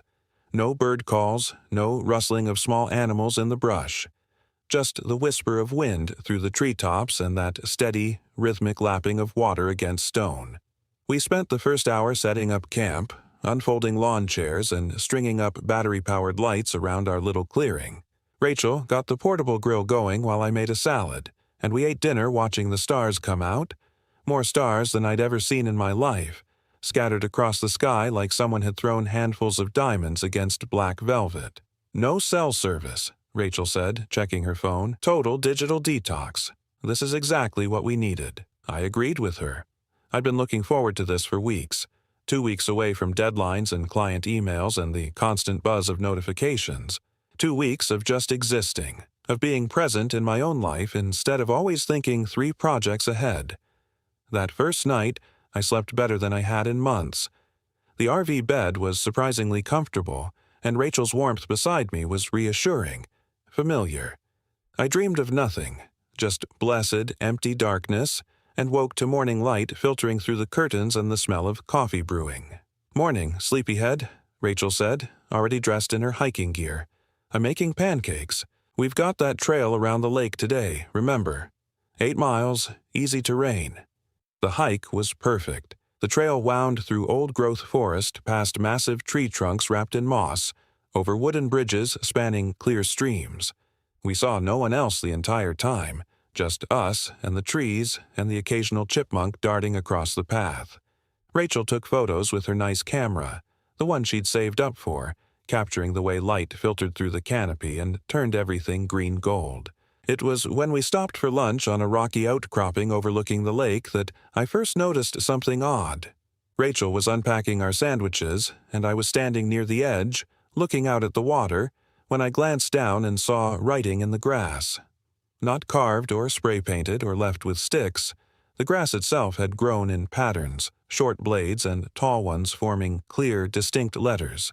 I blinked, certain I was seeing things wrong, that it was just a trick of the light or pareidolia, my brain finding patterns where none existed. But when I crouched down and really looked, There was no mistaking it. The letters spelled "turn back." "Rach," I called, my voice coming out higher than I intended. "Come look at this." She joined me, sandwich in hand, and followed my pointing finger. For a moment, she just stared. Then she laughed, but it sounded forced. "That's weird," she said. "Must be some kind of fungus or something. Like those fairy rings, you know? Where mushrooms grow in circles. Grass doesn't grow like that from fungus," I said. "And look at the letters. They're too perfect." Rachel shrugged, but I saw her take a photo with her phone before the lack of signal reminded us both that there was no one to send it to. "Probably just some kids messing around. Come on, let's eat. I'm starving." We finished lunch in silence, and when we packed up to continue the hike, I noticed Rachel looking over her shoulder more than usual. Neither of us mentioned the grass again, but it sat between us like a stone in still water, sending out ripples we both pretended not to see. That night, Rachel wanted to have a campfire. We'd brought a bundle of firewood from the ranger station, and she arranged it carefully in the established fire ring, adding kindling and crumpled newspaper. But when she lit the match and held it to the paper, nothing happened. The flame touched the edges of the newsprint and then just went out. Not like a gust of wind had extinguished it, but like it had simply decided to stop burning. "That's strange," Rachel muttered, striking another match. Same result, then another, and another. "Maybe the wood's damp," I suggested, though it had been dry when we loaded it into the RV. "It's not damp." Rachel's voice had an edge to it I didn't like. "The match light's fine, see? But the second it touches anything else, it just dies." She was right. The matches burned normally in her hand, but the moment the flame made contact with paper or wood, it extinguished as if dunked in water. We tried lighter fluid. We tried dry leaves. Nothing worked. The fire refused to catch, refused to exist. "Forget it," Rachel finally said, throwing the matches aside. "We don't need a fire. It's not that cold." But it was. As soon as the sun had set fully, the temperature had dropped fast, and now I could see my breath misting in front of my face. We retreated into the RV, turning on the propane heater and huddling under blankets. Rachel tried to make light of it, suggesting we tell ghost stories, but neither of us could muster much enthusiasm. The failed fire had unsettled her more than she wanted to admit, and the grass kept coming back to my mind like a splinter I couldn't work free. I woke sometime deep in the night to the sound of movement outside the RV. Footsteps, slow and deliberate, circling our vehicle, round and round, never stopping, never speeding up or slowing down. Just that steady, patient trudge through the grass and pine needles. "Rachel," I whispered, shaking her shoulder. "Rachel, wake up. Someone's out there." She came awake instantly, her hand finding mine in the darkness. We lay there frozen, listening. The footsteps continued their circuit, and now I could hear something else. Breathing. Heavy, labored breathing, like whatever was out there had been walking for a very long time. "Should we call for help?" Rachel whispered. "No signal, remember. The ranger station is 20 miles back down the road. Rachel, I don't think we should go out there." The footsteps stopped, right outside our door. We could hear the breathing clearly now, wet and ragged, and then a scratching sound. Long, slow, drags, like fingernails on metal. It moved from the door down the side of the RV, an awful scraping that set my teeth on edge and made my skin crawl. We didn't sleep the rest of that night. We lay there in the dark, clutching each other, while whatever was outside made its slow circuit 3 more times before finally, mercifully, leaving. When dawn finally came, gray and cold, we burst out of the RV like prisoners freed from a cell. "Look," Rachel said, her voice shaking. She was pointing at the ground. The grass all around our RV had grown in patterns. Words, dozens of them, written in living green. "Leave, go home. Not safe too late." "She's watching. She's hungry. Run." "Okay," I said, my voice surprisingly steady considering how badly my hands were shaking. "Okay, we're leaving. Right now. We'll pack up and—" "Paisley." Rachel was staring at something beyond me, her face white as paper. "Paisley, look at the RV." I turned. The scratches from last night were visible in the morning light, long gouges in the metal siding, deep enough that I could see bare aluminum underneath. But that wasn't what made my blood turn to ice. The scratches formed letters, carved with brutal efficiency. Mine. We threw everything into the RV in a blind panic, not bothering to fold or organize, just shoving camping gear and clothes and food into whatever space we could find. Rachel was in the driver's seat, key in the ignition, when she let out a sound I'd never heard her make before. A whimper, small and afraid. "What?" I demanded. "What is it?" "The engine won't start." "What do you mean it won't start?" "Try again." She did. The RV made a clicking sound, then nothing. Not a sputter, not a cough. Just silence. "It was fine yesterday," Rachel said, her voice climbing toward hysteria. "It was fine, Pace. It was completely fine. Pop the hood. Maybe it's just a loose battery cable or something." We got out and I lifted the hood, though I knew almost nothing about engines. What I saw made no sense. Every wire, every hose, every connection had been severed. Cut clean through, as if with scissors or a very sharp knife. The engine was intact but utterly disabled, a useless collection of metal and plastic. "We need to walk," I said. "Back to the ranger station. We need to go now." Rachel nodded, mute with fear. We each grabbed our backpacks, mine with water and some snacks, hers with the first aid kit and her camera, and started walking down the dirt road we'd driven in on. The forest felt different in daylight, somehow more oppressive. The trees leaned in overhead, blocking out most of the sky, and the undergrowth pressed close on either side. Our footsteps seemed too loud, echoing off the trunks in weird, distorted ways. And everywhere, the grass spelled out messages. "Wrong way, she sees you bleeding soon. Mine, mine, mine." "Don't look," Rachel said, her hand tight in mine. "Just keep walking. Don't look at it." But how could we not look? The words were everywhere, growing more frantic, more urgent. The grass formed letters 3 feet high, impossible to ignore, and as we walked, I started to notice other things. Trees with bark that had peeled away in strips, revealing what looked like raw, red flesh underneath. Rocks that pulsed like hearts. The path itself seemed to be breathing, rising and falling with each step we took. "This isn't real," I heard myself saying. "This can't be real.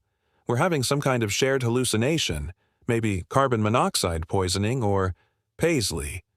Rachel had stopped walking. She was staring at something ahead on the trail. "Paisley, that's us." I looked. 2 figures stood in the path about 50 yards ahead, their backs to us. One had red hair like Rachel. One had dark hair like mine. They wore the same clothes we were wearing. They stood perfectly still, not moving, not breathing. "No," I said. "No, that's not. We're right here. That can't be us." "Then who is it?" As if in answer, the figures turned around. They looked exactly like us, feature for feature, down to the mole on Rachel's left cheek and the scar on my chin from a childhood bike accident. But their eyes were wrong, black from corner to corner, reflecting nothing, and they smiled, both of them, smiles too wide for human faces. Rachel screamed and pulled me off the path, crashing through the undergrowth. Branches whipped at our faces and thorns tore at our clothes, but we didn't stop.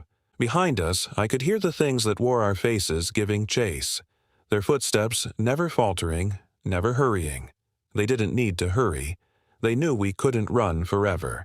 We burst into another clearing, smaller than ours had been, and stopped short. In the center of the clearing stood a woman. She was impossibly tall, 7 feet at least, thin as a mantis and just as alien. Her skin was the gray-white of birch bark, cracked and peeling in places. Her hair hung to her waist in tangled ropes, woven through with moss and small bones.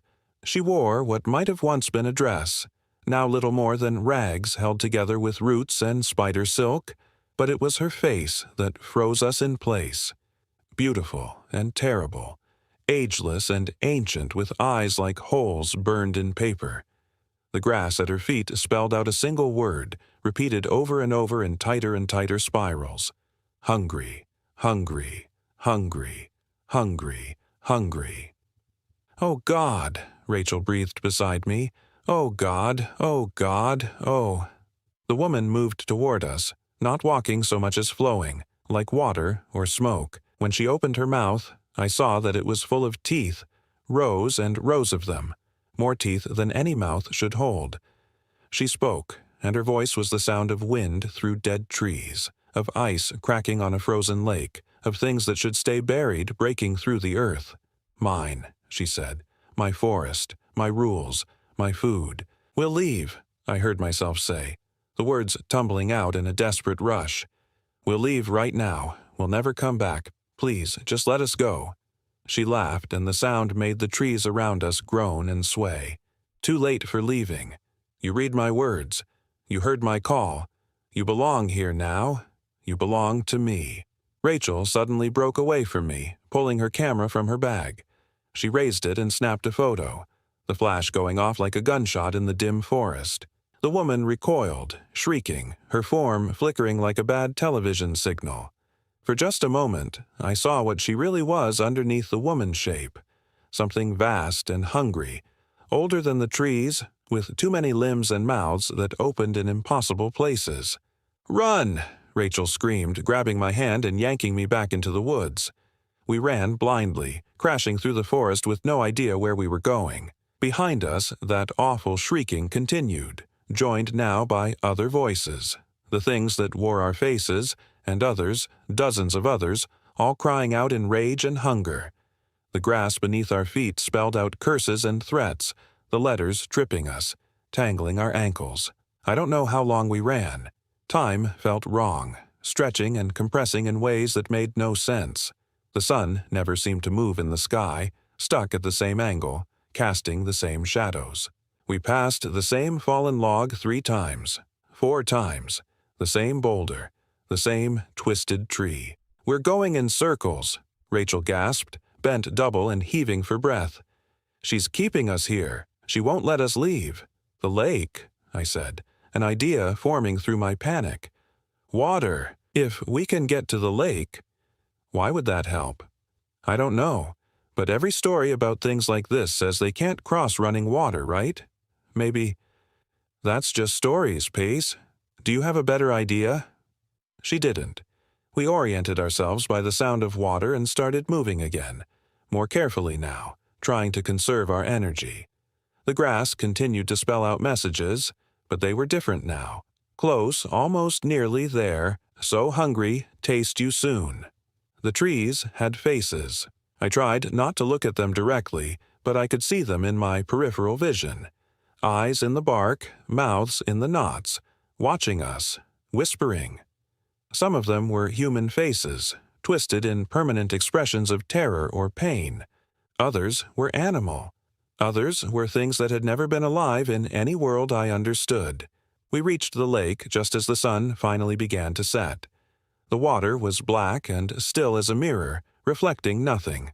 At the edge, words in the grass spelled out, "Too late." "Now what?" Rachel asked. She was shaking. Whether from fear or exhaustion, I couldn't tell. Probably both. Before I could answer, I heard it. Footsteps behind us. Many footsteps. I turned and saw them emerging from the trees. Dozens of figures, all wearing familiar faces. I saw myself repeated 20 times over. I saw Rachel, and my mother, and my dead grandfather, and my high school best friend, and people I'd passed on the street and forgotten. An army of stolen faces, all with those same black, empty eyes. And behind them, towering over them all, the woman. She smiled, and this close I could see that her teeth were made of splintered wood and broken bone. "Nowhere left to run," she said. "Nowhere left to hide. This forest is mine. You are mine." Rachel's hand found mine, squeezed tight. "I love you," she whispered. "I love you too." The woman reached for us, her fingers elongating into branches, roots, things with joints that bent the wrong way. The stolen face things surged forward. Rachel pulled me toward the water, and we jumped. The cold was shocking, driving the air from my lungs. We went under, and kept going down much farther than the lake should have been deep. My lungs burned. I needed to breathe. I needed... We broke the surface, gasping and choking. But we weren't in the lake anymore. We were in a parking lot. A ranger station parking lot, specifically. The building stood 50 feet away, lights on in the windows, a bored-looking ranger visible through the glass door. My car, not the RV, my actual car, sat 3 spaces over, exactly where I'd left it when we'd stopped to get our camping permit 2 days ago. 2 days ago. Rachel and I lay on the pavement, soaking wet and shaking, staring at each other. She opened her mouth to speak, but no words came out. Instead, she reached up and touched her hair that should have been red but was now shot through with white, great streaks of it like she'd aged 20 years in 2 days. I fumbled for my phone in my pocket, miraculously still there despite everything.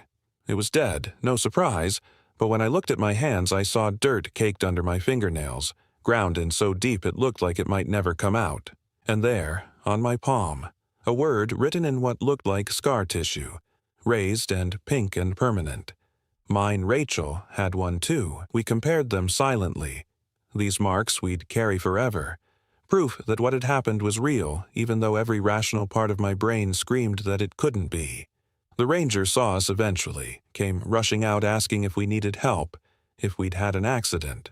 Rachel told him we'd gone swimming and lost track of time, a lie that made no sense but which he seemed to accept. He offered us blankets and coffee and the use of a phone to call someone to pick us up. We declined. We just wanted to leave. My car started on the first try. We drove away from Gifford-Pinchot National Forest as fast as I dared on the winding roads, neither of us speaking. The radio wouldn't work, just static on every station. In the rearview mirror, I could see the forest receding behind us, dark and dense and patient. We'd gone almost 30 miles when Rachel finally spoke. "Our RV," she said quietly. "It's still there. Our stuff. Everything. I'm not going back for it," I said, my voice hard. "Ever. Let the rental company come get it. Or not. I don't care. The photos on my camera. Rachel, please, please don't." She went quiet again. But after another mile, she said, "You saw it too, right? I'm not crazy. You saw all of it?" "I saw it. What was she?" "I don't know. And I didn't. Not a bear, not a person, not a hallucination. Something older than words, something that had claimed that forest long before we'd thought to name it or put it on a map. Something that was still there, still hungry, still waiting for the next people foolish enough to camp in its territory. We drove through the night, only stopping for gas and bathroom breaks, desperate to put as much distance between ourselves and that place as possible. When we finally made it back to Seattle, the sun was rising, and I felt something inside me unclench slightly. Civilization, safety, things that made sense. But that night, safe in our own bed with the door locked and all the lights on, I couldn't sleep. Every time I closed my eyes, I saw her, that tall, impossible woman with her mouthful of teeth. I heard her voice, "You belong to me," and I knew, with a certainty that lived in my bones, that she'd meant it. The grass outside our apartment building started growing in patterns the next week. Just small ones at first, easy to miss. My name in the strip of lawn by the parking lot. Rachel's spelled out in the courtyard. We had the landlord mow it all down, but it grew back overnight. The letters taller and bolder. Mine still mine, always mine. Rachel started having seizures. The doctors couldn't explain them. Her brain scans were normal, her blood work fine. But once or twice a day she'd go rigid and shake and her eyes would roll back, and when she came to she'd be crying and saying she'd been back there, back in the forest, and the woman was waiting for her. I started finding bones. In my car, in my desk at work, in my pockets. Small ones at first, bird bones, mouse skulls, but they got bigger. Deer femurs, something that might have been a human rib. I'd throw them away, and more would appear. The mark on my palm started to spread. Slowly, so slowly I could almost convince myself I was imagining it. The raised tissue crept up my wrist, toward my heart. We tried to research it, to find out what we'd encountered. We found stories, of course, Pacific Northwest tribes spoke of forest spirits that claimed territories and demanded offerings. European settlers had their own tales of women in the woods, hags and witches who lured travelers to their deaths, but nothing quite matched. Nothing explained how we'd escaped or why she was still reaching for us across the miles. Rachel's hair continued to whiten. The seizures got worse. She stopped going to work, then stopped leaving the apartment. She'd sit at the window for hours, staring out at nothing, and sometimes I'd catch her whispering to herself, "She's calling. She wants me to come back. She's so hungry." 3 months after our camping trip, I woke up in the middle of the night to find Rachel's side of the bed empty. I searched the apartment frantically, already knowing what I'd find, or rather, what I wouldn't find. She'd left a note on the kitchen table. Just 2 words, "I'm sorry." Her car was missing from the parking lot. I called the police, but what could I tell them? That my girlfriend had been claimed by a forest spirit and had finally answered its call. They filed a missing persons report and promised to do everything they could. I knew they wouldn't find her. Not unless they wanted to be found, too. That was 2 weeks ago. The mark on my palm has reached my elbow now. The grass everywhere I go spells out the same message. Come home. Come back. Mine. I know what's going to happen. I can feel it like a rope around my chest, pulling tighter with each day. The woman in the forest is patient, but she won't wait forever. She'll keep pulling, keep calling, until I have no choice but to answer. Sometimes, late at night, I dream I'm back in that clearing. Rachel is there, but she's not Rachel anymore. She's tall and thin, and her eyes are black, and she's smiling at me with too many teeth. Behind her, the woman stands, waiting, hungry, eternal. "Mine," she says, and it sounds like a promise. And the grass at my feet curls into letters, writing out my fate in living green. Soon. I know I should fight it. I know I should run, leave the city, leave the state, put as much distance between myself and Gifford Pinchot as possible. But I also know it won't matter. She's in my skin now, in my blood, growing like roots toward my heart. The mark proves it. The grass proves it. The bones that keep appearing prove it. Last night I caught myself looking up directions to Taklak Lake, my finger hovering over the navigation button. It would be so easy. Just a few hours' drive, just a short walk into the trees. I'm writing this down in case someone finds it, in case it helps the next person who sees grass growing in letters and thinks it's strange but ultimately harmless. It's not. Don't read the messages. Don't stay to investigate. Don't let yourself be marked. And if you go camping in the Pacific Northwest, in the deep forests where the trees grow old and thick and the silence presses in like water, pay attention to the grass. If it starts to spell things out, if it curls into words and warnings and names, turn around. Leave immediately. Don't ask questions. Don't hesitate. Because she's waiting there, in the spaces between the trees, older than memory and hungrier than time. She claims what walks on her ground. She keeps what reads her words. And she never, ever lets go.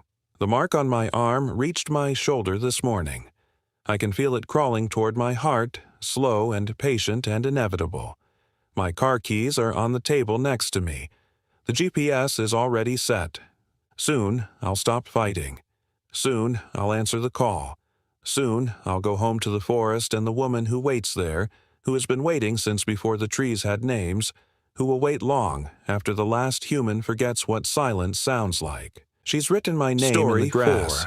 She's written it in bone and blood and the meat of the earth itself. And I brought my girlfriend Rachel and our 2 friends, Matt and his wife Jennifer, I'm starting to Ocala National Forest in Central Florida because I wanted to show them the place where my grandfather used to take me when I was a kid.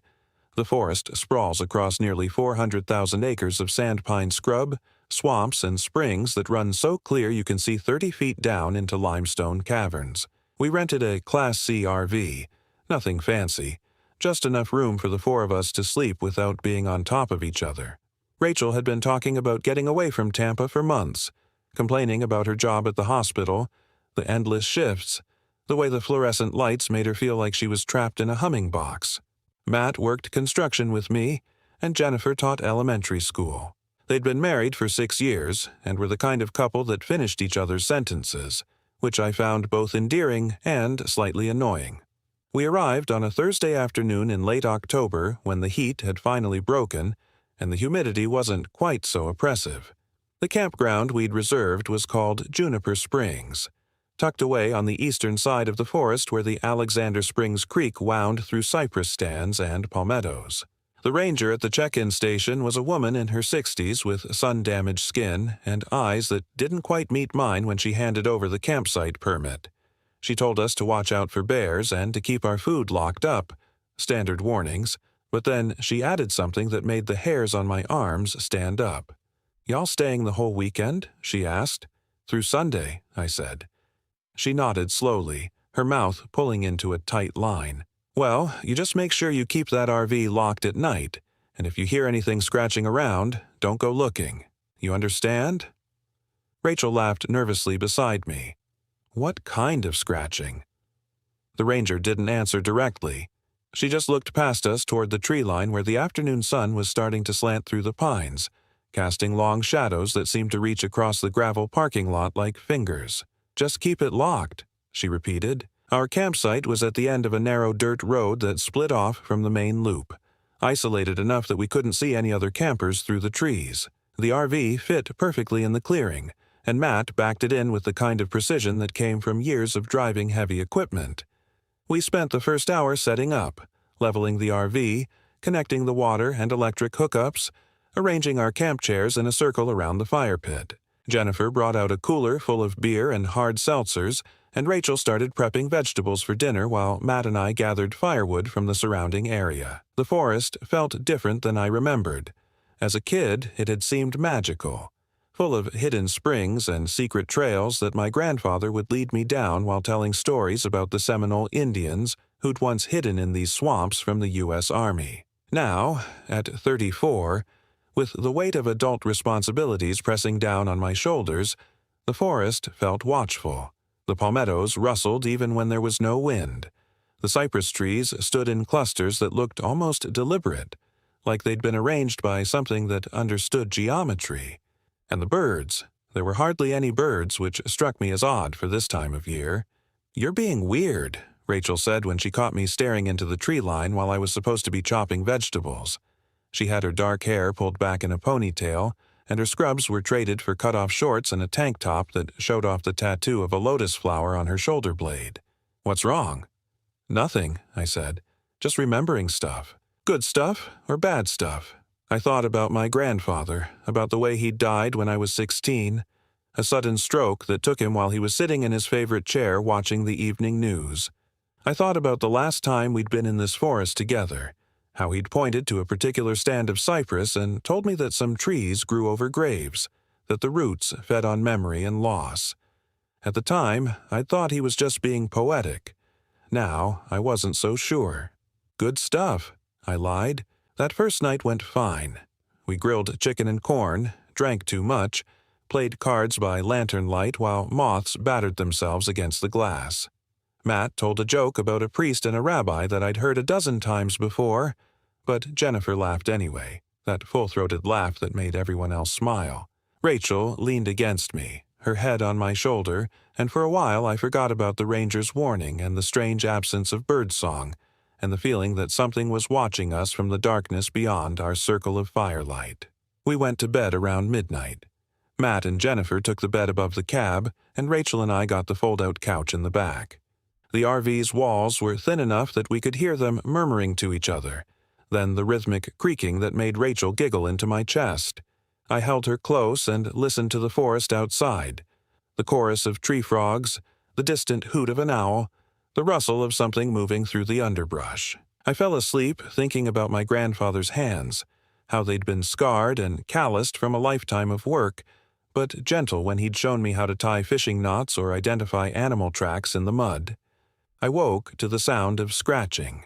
It was still dark, that deep darkness that comes in the hours before dawn when even the moon has set and the stars provide no useful light. Rachel was asleep beside me, her breathing slow and even. The scratching came from outside near the back of the RV, a steady, rhythmic sound like fingernails dragging across metal. My first thought was raccoon or possum, something looking for food scraps. But the sound was too deliberate, too controlled. It moved in vertical lines down the RV's exterior wall, then paused, then started again. I lay there in the darkness, my heart hammering, telling myself it was nothing, just an animal, just the wind, just my imagination conjuring threats where none existed. But the scratching continued, and now I could hear something else beneath it, a wet, breathing sound, like something panting. The scratching stopped. In the silence that followed, I heard a voice. It was faint, barely audible, but it sounded like my grandfather. "Caleb," it whispered. "Caleb, come outside." Every muscle in my body locked up. Rachel stirred beside me but didn't wake. From the front of the RV, I heard Matt's snoring, a reassuring rumble that meant he was deep asleep.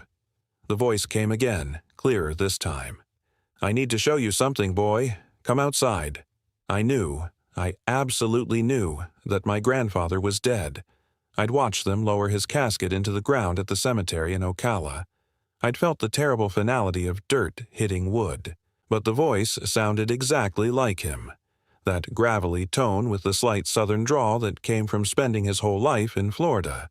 And beneath my fear was a desperate, childish hope that maybe, somehow, he was out there. That maybe death wasn't as permanent as I'd believed. I slid out from under the covers, careful not to wake Rachel. The RV's floor was cold under my bare feet. I moved toward the back door, my hand reaching for the lock when something stopped me. It wasn't rational thought, it was pure instinct, some ancient part of my brain screaming at me to stop, to not open that door, to not trust the voice no matter how familiar it sounded. I stood there in the darkness, my hand hovering over the lock while the voice called to me again. "Caleb, don't you want to see me? Don't you miss your old grandpa?" There was something wrong with the cadence now, something slightly off about the way it pronounced certain words, too slow, too careful, like someone learning a language from a recording. And underneath the words, I heard that wet breathing again, louder now, coming from just outside the door. I stepped backward, my heel catching on the edge of the couch. Rachel woke with a start. "What's wrong?" she whispered. "Nothing," I said, my voice shaking. "Just thought I heard something." We listened together in the darkness. The wet breathing had stopped. The forest outside had gone completely silent. No tree frogs, no insects, nothing. Just a terrible, waiting quiet that pressed against the RV's thin walls like water against a dam. "Let's try to get some sleep," Rachel said, but I could hear the fear in her voice. I didn't sleep. I lay there watching the back door, waiting for the scratching to start again, but it never did. When dawn finally came and gray light began filtering through the RV's windows, I felt like I'd aged 10 years in a single night. Matt was the first one up, cheerful and oblivious as he started making coffee. "Man, I slept like the dead," he said, then caught himself. "Sorry, bad choice of words." Jennifer emerged from the cab over bed, her blonde hair sticking up in all directions. She looked at me with concern. "You okay? You look terrible." "Didn't sleep well," I said. Rachel was already dressed, pulling on her hiking boots. She wouldn't look at me directly, which meant she was more shaken than she wanted to admit. We'd been together for 3 years, and I'd learned to read her silences. After breakfast, I did what I'd been dreading. I went outside to check the back of the RV. The morning was cool and humid, mist rising from the ground in ghostly columns. Birds were singing again, which I found both reassuring and disturbing, as if their absence the night before had been some kind of warning that we'd failed to heed. The scratches were there, 4 parallel lines running down the RV's aluminum siding, each about 3 feet long. They were deep enough that I could feel them with my fingers, gouges that had peeled away the white paint to reveal bare metal underneath. The spacing between the lines was too wide for a raccoon, too precise for a bear. They looked like claw marks, but the claws would have had to be as long as my hand. "Holy shit," Matt said behind me. He'd followed me out without me noticing. "What the hell did that?" "I don't know. Should we call the ranger?" I thought about the woman's warning, about her refusal to meet my eyes, about the way she'd told us to keep the RV locked without explaining why. "I don't think she'd be surprised," I said. We spent the morning at Juniper Springs, trying to recapture the vacation feeling we'd had when we first arrived. The spring was beautiful, a perfect circle of crystal-clear water surrounded by limestone and cypress, the kind of place that looked like it had been designed by someone who understood what paradise should look like. We swam and floated and tried to forget about the scratches and the voice that had called to me in the darkness. But I couldn't shake the feeling that we were being watched. Several times I turned quickly, trying to catch whatever was at the edge of my peripheral vision, but there was never anything there. Just trees and shadows and the occasional flicker of movement that could have been a bird or a lizard or nothing at all. Rachel stayed close to me in the water, her hand finding mine beneath the surface. "We should leave," she whispered. "Something's wrong with this place." "It's just one more night," I said. "We'll pack up tomorrow morning and be gone by noon." She looked at me with those dark eyes that had first attracted me to her at a friend's barbecue 3 years ago, and I saw real fear there. "Promise me we'll leave if anything else happens." "I promise." Jennifer seemed fine, laughing and splashing with Matt, but I noticed she kept looking toward the tree line too, her smile faltering whenever she thought no one was watching. Matt was the only one who seemed genuinely relaxed, diving down to the bottom of the spring and coming up with handfuls of limestone pebbles that he'd skip across the surface. We got back to the campsite around 3 in the afternoon. The scratches on the RV seemed more pronounced in the daylight, like they'd somehow deepened while we were gone. I told myself that was impossible, that they just looked worse because I was paying more attention, but the explanation felt hollow. That evening, as we were preparing dinner, Jennifer found something that made all of us stop what we were doing. "Guys," she said, her voice high and tight, "what is this?" She was standing near the fire pit, pointing at the ground. We gathered around her and looked at what she'd found. A circle of small bones arranged in a perfect ring, each bone placed upright in the dirt with its end pointing toward the sky. They were clean and white, picked completely free of flesh, and in the center of the circle was a single black feather. "Some kind of animal killed something here," Matt said, but he didn't sound convinced. "Animals don't arrange bones in patterns," Jennifer said. She was hugging herself, rubbing her arms like she was cold despite the warmth of the afternoon. "People do this." "People or what?" Rachel asked. Jennifer shook her head. "I don't know. I don't want to know. I want to go home." Matt put his arm around her. "Let's just calm down. It's probably some teenagers messing around, trying to scare campers. We'll report it to the ranger in the morning." But I'd seen my grandfather do something similar once, when I was 9 or 10. We'd been camping in the same forest, and he'd arranged bones in a circle around our tent. When I'd asked him why, he'd said it was protection, that certain patterns kept certain things away. I'd asked him what kinds of things, and he'd just smiled and told me not to worry about it, that the bones would do their job. I hadn't thought about that memory in 20 years. Now it came flooding back with a clarity that made my stomach turn. We kicked the bones apart and scattered them into the underbrush, though I had the irrational feeling that we'd just broken something important, that we'd destroyed a barrier we were going to wish we'd kept intact. Jennifer wanted to leave right then, but Matt convinced her to stay, pointing out that it was getting dark and driving the RV through the forest at night on these narrow dirt roads would be more dangerous than staying put. "First thing in the morning," he promised her. "We'll pack up at sunrise and be out of here before breakfast." Dinner was a tense affair. We ate quickly, barely talking, our eyes constantly drawn to the darkness between the trees. The fire we built seemed smaller than the one from the night before, its light not reaching as far, as if the darkness had somehow grown denser and more resistant to illumination. When we finally retreated into the RV around 9 o'clock, I made sure every window was closed and locked, every door secured.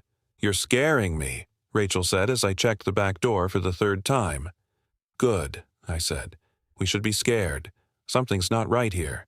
"Then why aren't we leaving?" I didn't have a good answer for that. Pride, maybe. Stubbornness. The male instinct to not appear weak in front of other men.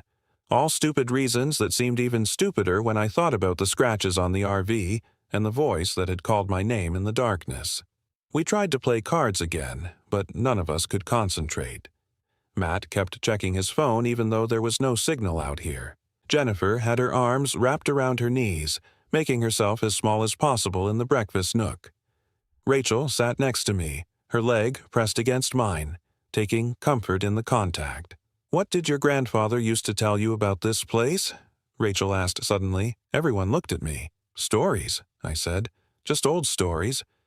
What kind of stories?" I thought about how to explain it, about all the things my grandfather had told me during those camping trips when I was too young to know whether he was serious or just trying to entertain a kid. He'd talked about the Seminole beliefs, about how the forest was home to spirits that could take any shape they wanted, that could mimic voices and faces and memories. He'd told me about settlers who'd disappeared into the swamps and been found weeks later, alive but changed, speaking in languages no one recognized and claiming to have lived entire lifetimes in the space of a few days. He'd said the forest remembered things, that it held on to the pain and fear that had seeped into its soil over centuries of conflict and death. But I'd always assumed these were just campfire tales, the kind of stories adults tell children to make the wilderness seem more exciting and dangerous than it really is. "He said the forest could trick you," I said finally, "that it could show you things that weren't real, make you hear things that weren't there. He said you had to be careful not to trust anything after dark." "That's comforting," Matt said, trying for humor but not quite landing it. The scratching started at 10:37. I know the exact time because I was staring at my phone, watching the minutes tick by when the first metallic scrape echoed through the RV's interior. It came from the back again, the same area as the night before, but louder this time. More insistent. We all froze. The scratching continued, 4 parallel lines being drawn down the exterior wall, slow and deliberate. Then it stopped, and we heard footsteps. Heavy, thudding steps that circled the RV, moving from the back around to the driver's side. "What the fuck is that?" Matt whispered. The footsteps stopped outside the driver's side door. We heard breathing. That same wet, labored breathing I'd heard the night before. Then came a knock, 3 sharp raps on the door that made all of us jump. "Hello," a voice called. It was female, young with a slight country accent. "Y'all in there? I need some help. My car broke down." None of us moved. The voice sounded completely normal, completely human, but I was thinking about what my grandfather had said, about things that could mimic, about how the forest could show you what you wanted to see, or what you feared most. "Please," the voice said, and now there was a sob in it. "I've been walking for hours. I just need to use a phone. Please." Jennifer started to stand up, her face creased with concern, but Matt grabbed her arm. "Don't," he said. "But what if someone really needs help?" Jennifer said. "Look at the window," I said. We all turned to the driver's side window. The curtain was drawn, but there was a gap of about an inch where we could see outside. The moon had risen, nearly full, casting enough light to see the clearing around the RV, but there was nothing there. No person, no broken-down car, nothing but empty space and the shadows of trees. The knocking came again, more insistent. "I can see your lights," the voice said. "I know you're in there. Why won't you help me?" And then the voice changed. It dropped about an octave, losing its human quality, becoming something that sounded like it was being played through a broken speaker. "Let me in," it said. "Let me in. Let me in. Let me in." The RV began to shake. Something was pushing against it from outside, rocking it on its suspension. The dishes in the sink rattled. The hanging lamp above the table swung back and forth. Rachel screamed and grabbed onto me, her nails digging into my arm. Then, as suddenly as it started, it stopped. The silence that followed was so complete that I could hear my own heartbeat, could hear the blood rushing through my veins. We waited, barely breathing, for something else to happen. Minutes passed. 5, 10, 20. "It's gone," Matt finally said, but he didn't sound convinced. None of us slept that night. We sat in the RV's living area, all the lights on, taking turns watching the windows. I kept the RV keys in my pocket, ready to start the engine and drive out of there if whatever was outside came back. But nothing else happened. The hours dragged by with agonizing slowness, each minute feeling like 10, until finally the eastern sky began to lighten with the promise of dawn. As soon as there was enough light to see by, we started packing up. We moved in silent agreement, working quickly and efficiently. Jennifer threw clothes into bags without bothering to fold them. Matt disconnected the water and electric hookups. Rachel collapsed the camp chairs and loaded them into the RV's storage compartments. I did a walk around to make sure everything was secure.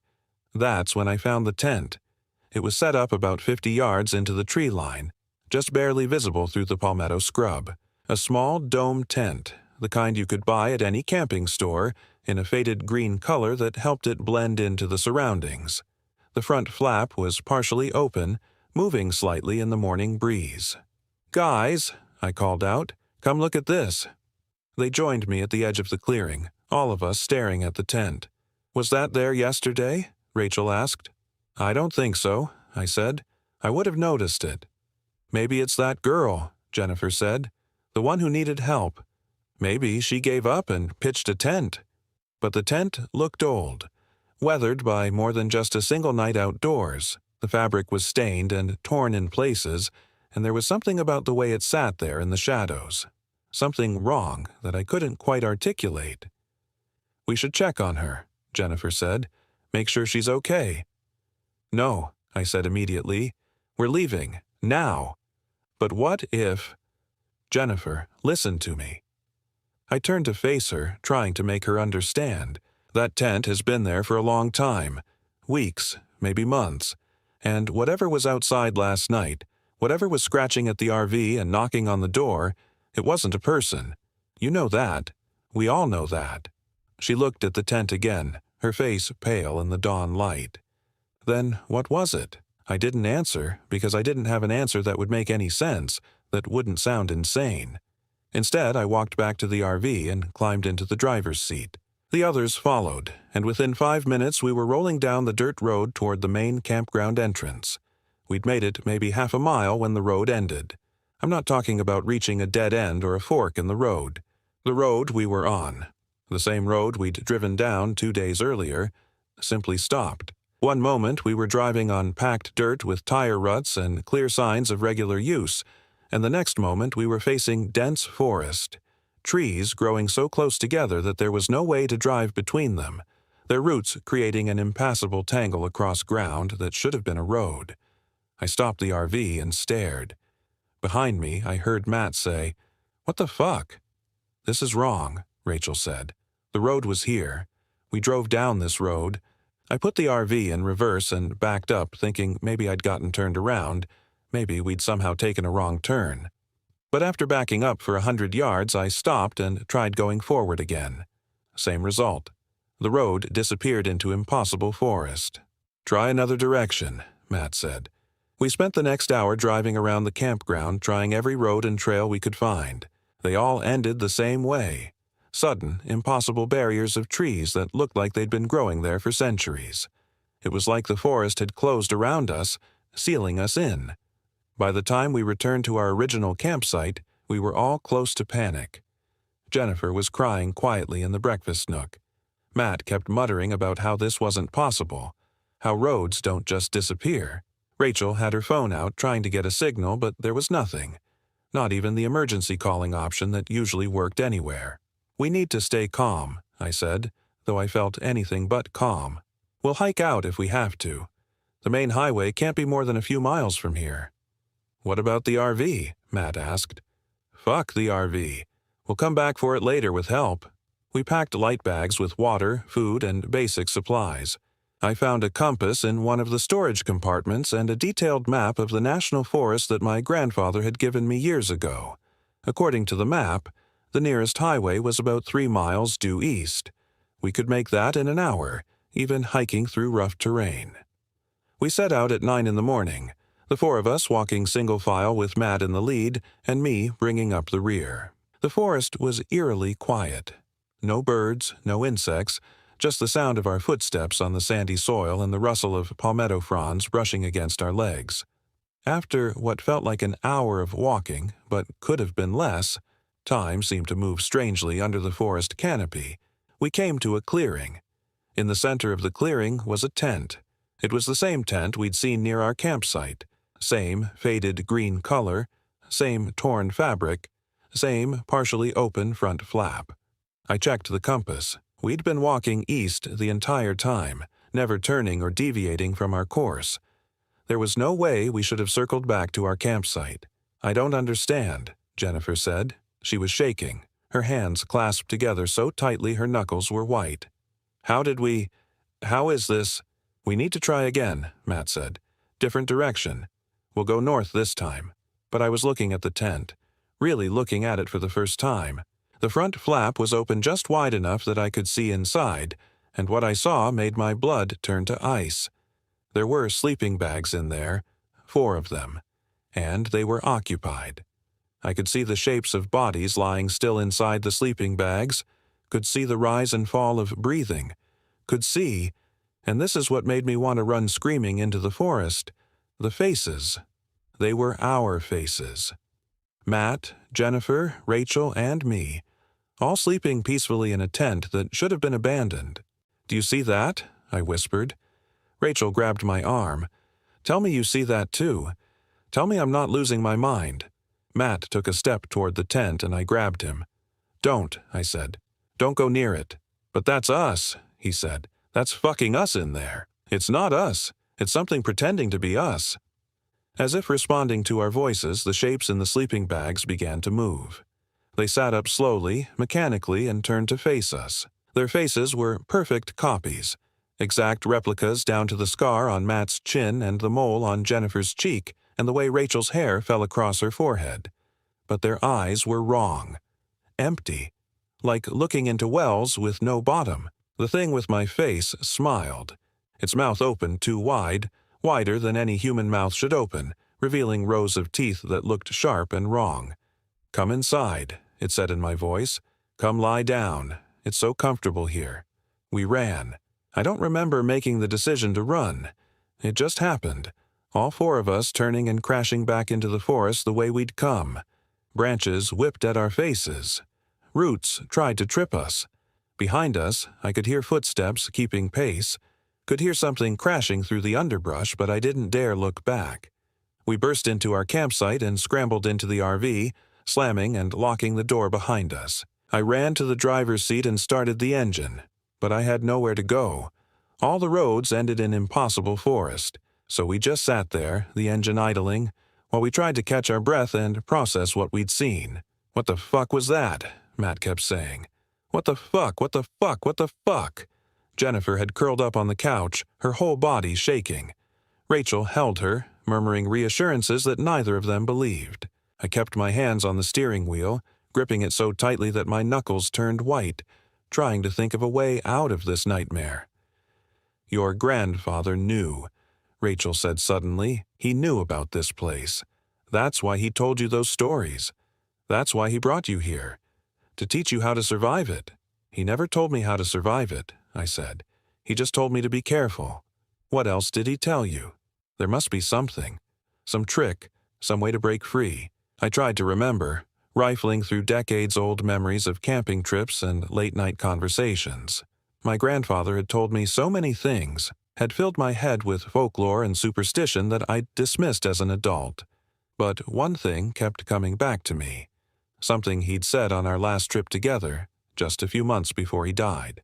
"The forest feeds on fear," I said slowly, the memory surfacing like something floating up from deep water. He said that's what keeps it strong, what lets it hold people here. Fear and belief. The more you believe in it, the more power you give it. "So what, we're supposed to just not be afraid," Matt said.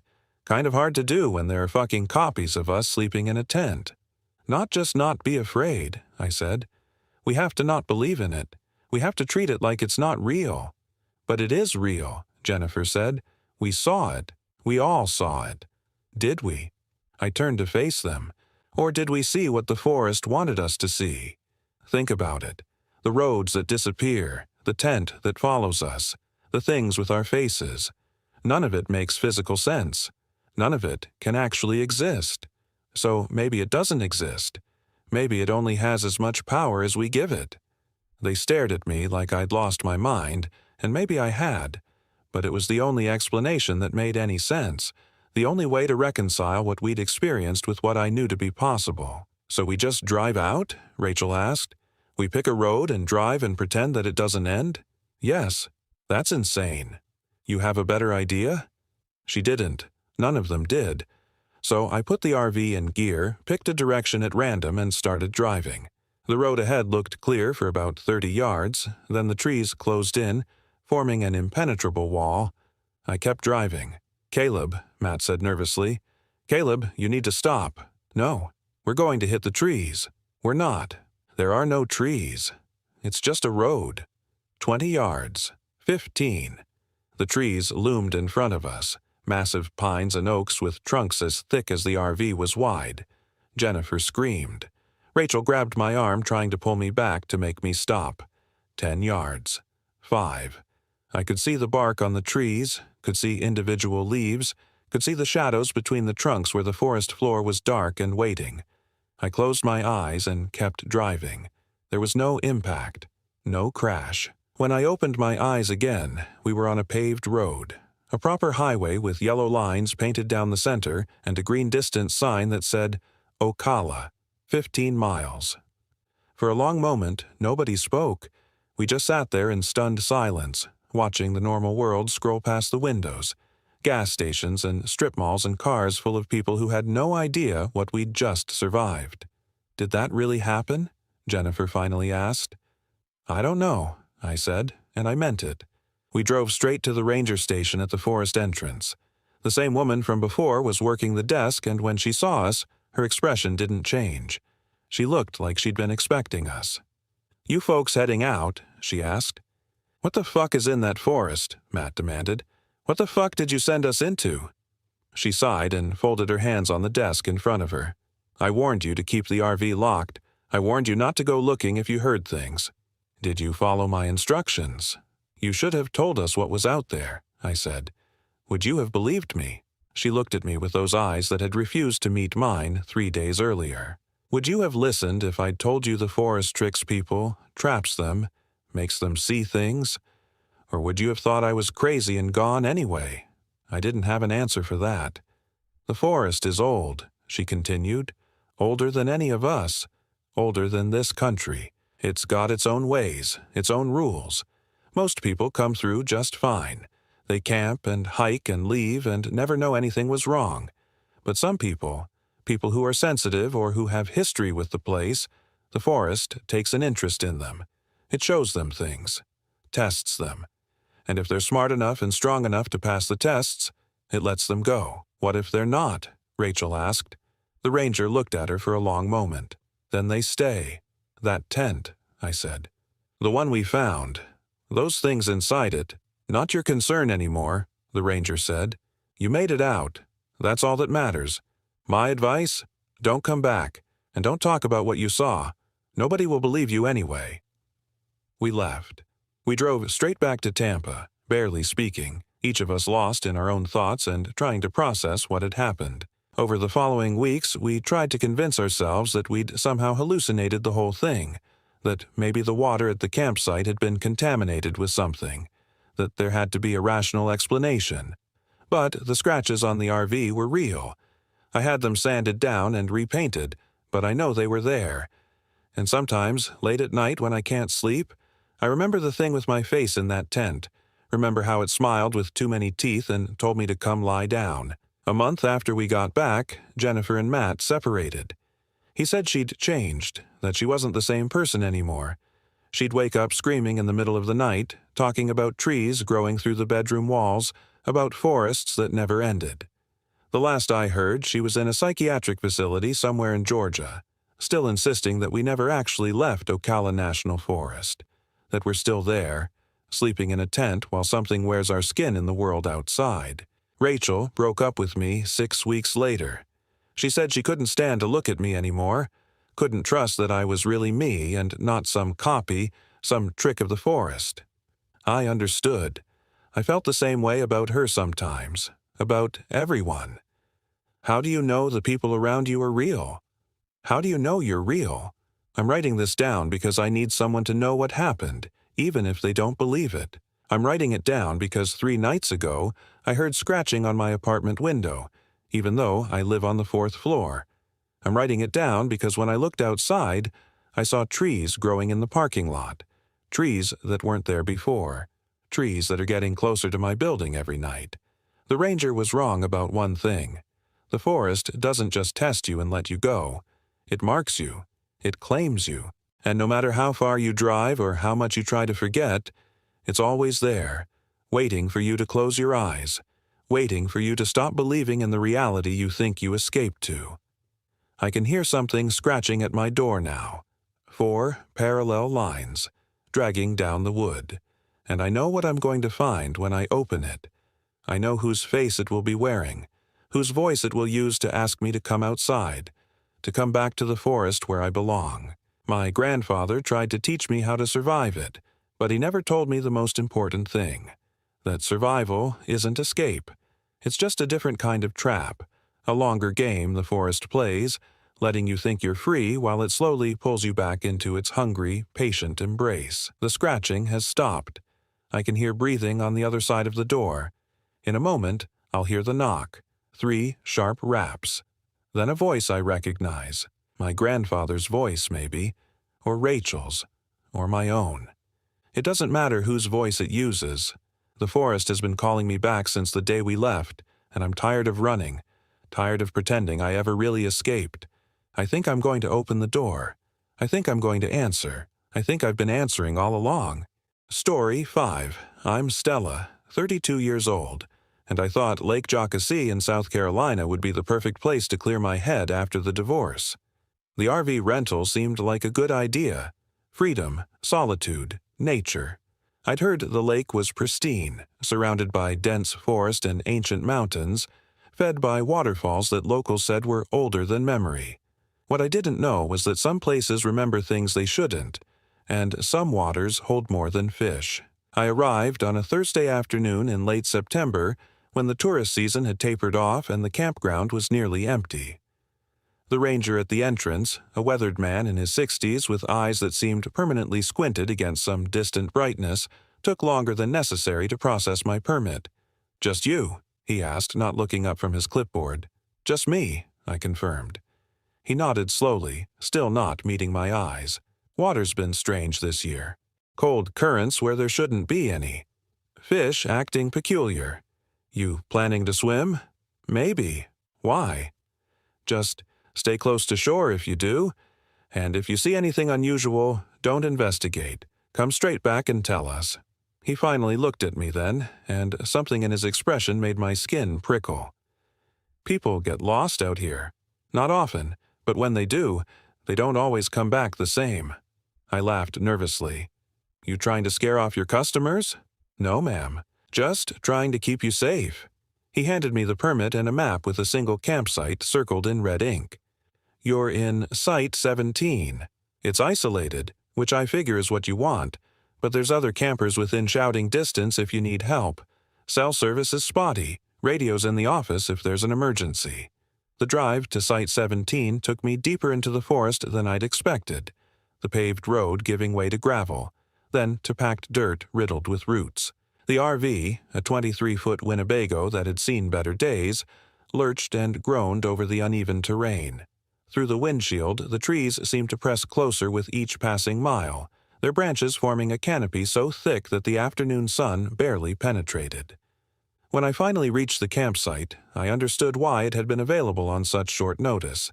It sat at the end of a narrow peninsula that jutted into the lake, surrounded on 3 sides by water. The forest behind the clearing was dense and dark, a wall of pine and oak that seemed to absorb sound. The lake itself was beautiful in an unsettling way, the water so clear and still it looked like black glass, reflecting the darkening sky with perfect mirror-like precision. I spent the first hour setting up, leveling the RV, connecting the water line to my tank, arranging my supplies. The physical work felt good, kept my mind occupied. I'd brought books, a journal, enough food for 2 weeks. My plan was simple: disconnect, decompress, figure out who I was now that I wasn't half of a couple anymore. As twilight settled over the lake, I built a small fire in the metal ring someone had left at the site. The flames took quickly, crackling and spitting sparks into the cooling air. I made coffee on my camp stove and sat in a folding chair, watching the sky fade from purple to black. The first stars appeared, and I felt something in my chest loosen for the first time in months. That's when I saw it. At first, I thought it was a fish jumping, or maybe a piece of driftwood bobbing to the surface. But as I watched, the shape became clearer. About 30 feet from shore, something pale broke the surface of the water. It was there for only a second or two, but long enough for me to see that it was a hand. Fingers spread wide, palm up, as if waving. I stood up so fast my chair tipped backward. My coffee cup hit the dirt, the liquid seeping into the ground. I stared at the spot where I'd seen it, but the water was smooth again, undisturbed. In the firelight, the lake's surface looked like hammered metal. "Hello?" My voice sounded thin and uncertain. "Is someone out there?" Silence. Not even the sound of water lapping at the shore. The forest behind me was equally quiet. No crickets, no rustling leaves, no distant owl calls. Just an oppressive, heavy silence that made my ears ring. I grabbed my flashlight and walked to the water's edge, my heart hammering. The beam cut across the dark surface, illuminating nothing but empty water. I swept the light left and right, searching for any sign of movement, but there was nothing. Just my reflection staring back at me from the glassy surface, looking pale and frightened. "You're tired," I told myself aloud, needing to hear a human voice, even my own. "Long drive. Stressed. You're seeing things." But I couldn't shake the image from my mind. That pale hand, the fingers slightly curled, the deliberate, almost beckoning quality of the gesture. I stood there for another 10 minutes, watching and listening, but nothing else appeared. Eventually, I retreated to the RV, locking the door behind me despite knowing how absurd that was. What was a locked door going to protect me from? Still, the simple act of turning the deadbolt made me feel marginally safer. I closed all the curtains, shutting out the view of the lake, and tried to read by the overhead light. The words swam on the page. I kept glancing at the windows, expecting to see something pressed against the glass. Sleep came reluctantly, in fits and starts. I kept jerking awake, convinced I'd heard something. A splash, a footstep on gravel, a wet sliding sound against the side of the RV. Each time, I'd lie there in the darkness, straining to hear over the thunder of my own heartbeat. But there was never anything. The second morning dawned gray and humid. A thick fog had rolled in overnight, reducing visibility to maybe 20 feet. When I opened the door and stepped outside, the world felt muffled and claustrophobic. The lake was invisible beyond the fog, and the forest behind the campsite looked like a solid wall of white. I made breakfast on the camp stove, eggs and toast, and sat in my chair, eating mechanically while the fog swirled around me. The silence was different in daylight, less oppressive but somehow more wrong. There should have been birds, insects, the distant sound of other campers. Instead, there was nothing. After breakfast, I decided to explore the shoreline, partly to familiarize myself with the area and partly to prove to myself that there was nothing unusual about the lake. I followed the water's edge north, the fog thinning as I walked, revealing more of the landscape. The shore was rocky in places, sandy in others, littered with bleached driftwood that looked like bones. About a quarter-mile from my campsite, I found the first one. It was half buried in the sand, the fingers visible above the waterline. My breath caught in my throat as I approached, certain I was looking at a corpse. But as I got closer, I realized it wasn't real flesh. It was too pale, too smooth, the texture wrong. I crouched down and brushed away the sand. It was a mannequin hand, severed at the wrist. The plastic was old and weathered, but the craftsmanship was unsettling. The details of the knuckles, the lifelines on the palm, even tiny wrinkles at the joints. Someone had gone to great effort to make it look real. I stood up quickly, my skin crawling. Who would leave something like this at a lake? And why? I continued walking, telling myself it was just trash, maybe from some old art project or Halloween display that had washed up from somewhere upstream. But 50 yards further, I found another one. This one was positioned differently, planted upright in the mud so that it appeared to be reaching up from beneath the ground. The fingers were bent slightly, as if grasping for something. "What the hell?" I whispered. I found 3 more before I turned back, each one carefully positioned, each one so realistic in detail that my first instinct was always that I was looking at actual human remains. They were all hands, all right hands, all reaching or waving or grasping. When I got back to my campsite, the fog had burned off, revealing the full expanse of the lake. The water was that same unsettling black glass stillness, and now that I could see clearly, I realized just how isolated my site was. The nearest other campsite was barely visible, at least half a mile away across a stretch of forest. I saw no movement, no signs of life. I spent the afternoon trying to distract myself with mundane tasks, organizing my supplies, writing in my journal, attempting to read. But my mind kept returning to those hands, to the waving gesture I'd seen in the water the night before. There was something deliberate about it all, something staged. But for whom? And why? As evening approached, I found myself dreading nightfall. The thought of sitting out by the fire again, watching that dark water, filled me with a creeping anxiety I couldn't shake.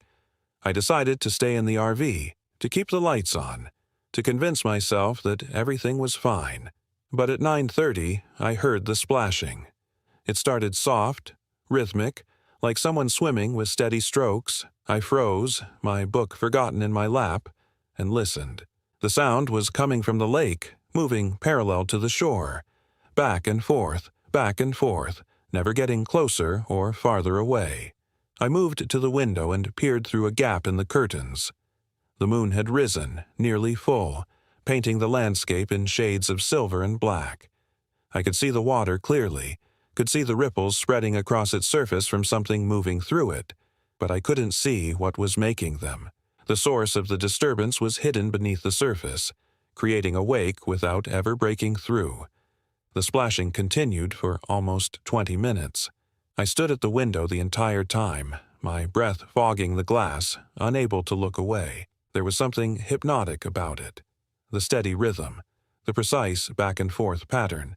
It reminded me of a metronome, or a pendulum, or the ticking of a clock counting down to something. Then it stopped. The sudden silence was worse than the sound. The water smoothed itself out, the ripples fading, until the surface was once again that perfect mirror-like stillness. I waited, counting my heartbeats, but nothing else happened. I didn't sleep that night. I lay in the narrow RV bed, staring at the ceiling, listening to every creak and groan of the vehicle settling, every whisper of wind through the trees, every distant splash or rustle that might have been nothing or might have been everything. The mannequin hands kept appearing in my mind's eye, positioned like markers or warnings or invitations. When dawn finally came, gray and reluctant, I made a decision. I would pack up, leave, cut my trip short. Whatever was happening here, whether it was teenagers playing pranks or some weird local tradition or just my own stress-induced paranoia, I didn't want any part of it. I was pulling on my shoes when I heard the knock. 3 deliberate raps on the RV door, knuckles on metal. I went completely still, my shoe half-tied, every muscle locked. There shouldn't be anyone here. I hadn't seen another soul since arriving, hadn't heard any vehicles on the access road. "Hello," a voice called, female, young. "Is anyone in there? I need help." I approached the door slowly, my hand trembling as I reached for the handle. Through the small window, I could see a figure. A woman, maybe early 20s, wearing a damp hoodie and jeans. Her dark hair was plastered to her head, water dripping from the ends. "Please," she said, seeing me through the glass. "My friends and I were out on the lake last night and our boat capsized. I've been swimming for hours. I need to use your phone." Something about her voice was off. Too flat, too rehearsed, like she was reading lines. But she looked genuinely wet, genuinely exhausted. I unlocked the door and opened it a few inches, keeping the chain engaged. "There's no cell service out here," I said. "But there's a radio at the ranger station. I can drive you. Can I just come in for a minute? I'm so cold. She smiled, but it didn't reach her eyes. "I just need to warm up. I'll get you a blanket," I said, not opening the door further. "Wait here." I turned to grab a blanket from the storage compartment, and when I looked back, she was gone. I pushed the door open and stepped outside, looking around. The campsite was empty. No footprints in the dirt, no wet tracks leading away. Nothing. "Hello," I called. "Miss?" The lake was calm. The forest was silent. There was no sign anyone had been there. I looked down at the ground where she'd been standing. The dirt was bone dry. No water, no footprints, nothing. My hands were shaking as I went back inside and locked the door. I grabbed my keys, my wallet, my phone, useless as it was without service. I would pack later, or not at all. I just needed to get to the ranger station, to talk to someone real, to get out of this place. I climbed into the driver's seat and turned the key. Nothing. I tried again. The engine didn't even turn over, didn't even try to catch. It was completely dead, as if someone had pulled the battery. "No, no, no," I muttered, trying again and again, pumping the gas, checking that everything was connected. But the RV was dead. I grabbed my flashlight and got out to check under the hood. My hands were trembling so badly I could barely work the latch. When I finally got it open and shined my light on the engine, I saw it immediately. The battery cables had been cut. Not frayed, not corroded. Cut. The ends were clean, deliberate. I stumbled backward, the flashlight beam swinging wildly. Someone had done this. While I'd been inside, someone had sabotaged my vehicle. I ran back to the RV and locked myself in, my breath coming in short, panicked gasps. I needed to think. Needed to make a plan. The ranger station was maybe 3 miles away on foot. If I started walking now, I could be there before dark. I could. The splashing started again. Louder this time, more urgent, and now it was coming from all directions, north, south, east, surrounding my peninsula. I moved to the window and looked out. The water was churning, roiling with movement just beneath the surface. Whatever was down there was more than one. Many more. They moved in coordinated patterns, circling the peninsula, creating waves that lapped at the shore with increasing violence. And then, one by one, they began to surface. Hands. Dozens of them. Pale and wet and reaching up from the black water. Fingers splayed, palms up, waving in perfect unison. But these weren't mannequins. These were real. I could see the tendons standing out beneath the skin. Could see the wrinkles and veins and the subtle movements that only living flesh could make. Except they couldn't be real, because they had no arms attached to them. They simply emerged from the water at the wrist as if the lake itself had grown appendages. I watched, paralyzed with terror as they waved, a slow, deliberate motion, back and forth, back and forth. There must have been 50 of them, maybe more. All moving in perfect synchronization. The sight was so wrong, so fundamentally impossible that my mind struggled to process it. Then they stopped waving and pointed. All of them, every single hand, turned and pointed directly at the RV. Directly at me. I staggered away from the window, my heart hammering so hard I thought it might burst. This wasn't real. This couldn't be real. I was having a breakdown, a psychotic break, stress-induced hallucinations brought on by the divorce, and the scratching started. All around the RV, on every side, nails dragging across metal. Slow and deliberate, like something was testing the surface, looking for a way in. The sound set my teeth on edge, made my skin crawl. I grabbed a knife from the kitchenette, a stupid, inadequate defense against whatever was out there. The scratching stopped. For a moment, there was silence. Then something heavy hit the roof. I screamed, the knife clattering from my hand. Above me, I could hear wet footsteps, slap, slap, slap, moving from one end of the RV to the other. Whatever was up there was big, and it was walking on 2 feet. The skylight in the sleeping area darkened as something moved across it. I saw fingers, long, pale, too many joints, pressing against the plastic, feeling the edges, testing for weakness.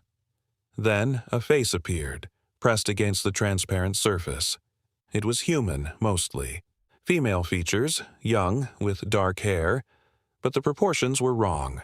The eyes too large and too far apart, the mouth too wide, stretching nearly ear to ear, and the smile. God, that smile. It split the face almost in half, revealing rows of thin, needle-like teeth. It was the woman from earlier. Or something wearing her face. It tapped on the skylight with one elongated finger. Tap, tap, tap. Then she spoke, her voice muffled but clear. "Let me in, Stella. I'm so cold." How did she know my name? I'd never told her my name. I ran to the door, intending to make a break for it, to run into the forest and take my chances. But when I looked through the window, I saw them. Dozens of figures standing in a loose semicircle around the RV. They were all shapes and sizes, men, women, children, but they all had the same wrong proportions, the same too wide mouths, the same dead eyes that reflected the moonlight like an animal's. And they were all dripping wet, leaving puddles on the ground that reflected their forms with perfect, impossible clarity. I backed away from the door, my mind racing. The windows were too small to crawl through. The door was the only exit, and they were waiting outside. I was trapped. The scratching resumed, all around now, accompanied by low, wet laughter. The thing on the roof moved again, and I heard the skylight creak under its weight. Think, Stella, think. The radio. The ranger had mentioned a radio in the office, but surely the RV had one too. I tore through the cabinets, throwing aside supplies, looking for anything that might help. In a compartment beneath the bench seat, I found it. An old CB radio, dusty but intact. I grabbed it, my hands shaking as I tried to remember how these things worked. There was a handset, a dial, a power button that glowed green when I pressed it. Static filled the air, loud and crackling. "Hello?" I said into the handset, my voice cracking. "Is anyone there? This is Site 17 at Lake Jockasee. I need help. Please, if anyone can hear me." The static shifted, resolving into a voice. But it wasn't the ranger. It was a child, speaking in a sing-song tone. Stella went down to the water's edge. Stella saw a hand wave. Stella should have run away, but Stella was so brave. I dropped the handset, bile rising in my throat. The voice continued, now coming from all around me. Not just from the radio. Stella cut her battery cables. Stella trapped herself real good. Stella thought she'd be here 2 weeks. But Stella's here for good. The scratching intensified, the sound of nails becoming the sound of things breaking, plastic cracking, metal bending. They were trying to get in. And they would. Eventually, they would. I looked around frantically for anything I could use.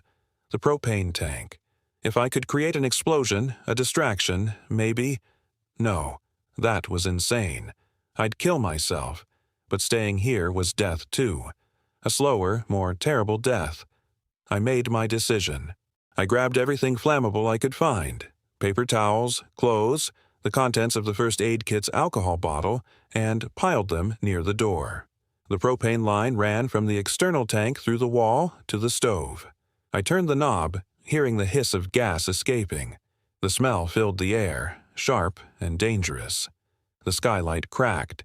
A pale hand thrust through, scattering plastic fragments, reaching down toward me with fingers that bent backward at impossible angles. I lit a match.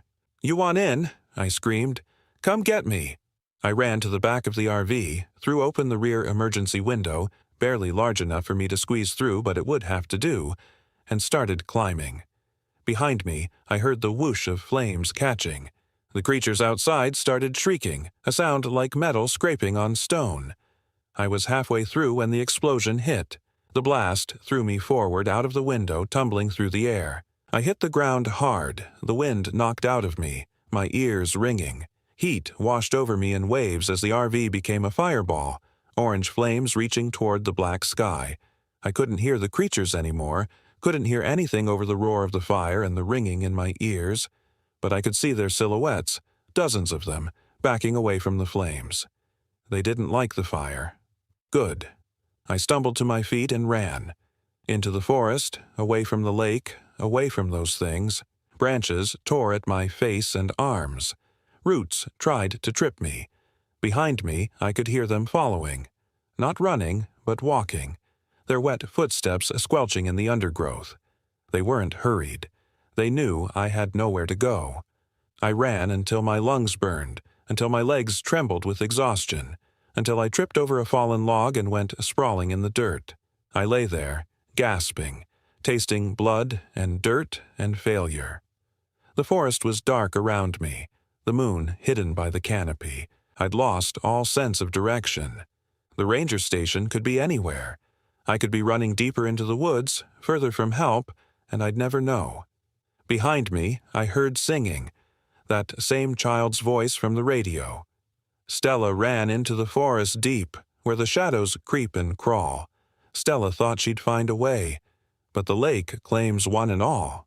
I got to my feet and kept moving, though now it was more of a stumbling walk than a run. My body was giving out, adrenaline fading to leave me shaking and weak. I needed to find shelter, somewhere to hide until dawn. Maybe in daylight I could orient myself, find my way out. I saw it ahead, a small structure barely visible in the darkness. A hunting blind, maybe, or a ranger's shed. I stumbled toward it, hope flaring in my chest. The door was unlocked. I practically fell inside, pulling it shut behind me and leaning against it, my chest heaving. The structure was tiny, maybe 6 feet square, with a dirt floor and plywood walls. But it had a door and walls, and that was something. I waited, listening. The singing had stopped. The forest outside was silent. That same oppressive, wrong silence I'd noticed my first night. I stayed pressed against the door for what felt like hours, expecting at any moment for something to start scratching, for pale hands to appear in the cracks in the walls. But nothing happened. Eventually, exhaustion overtook fear. I slid down the door to the floor and closed my eyes, just for a moment. I woke to daylight streaming through gaps in the walls.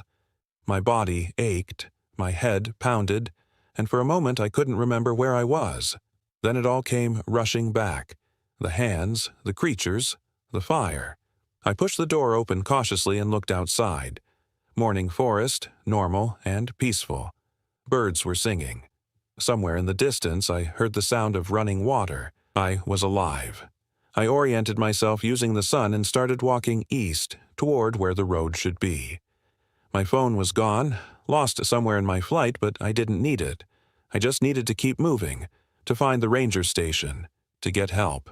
It took me 3 hours of stumbling through the woods before I found the road.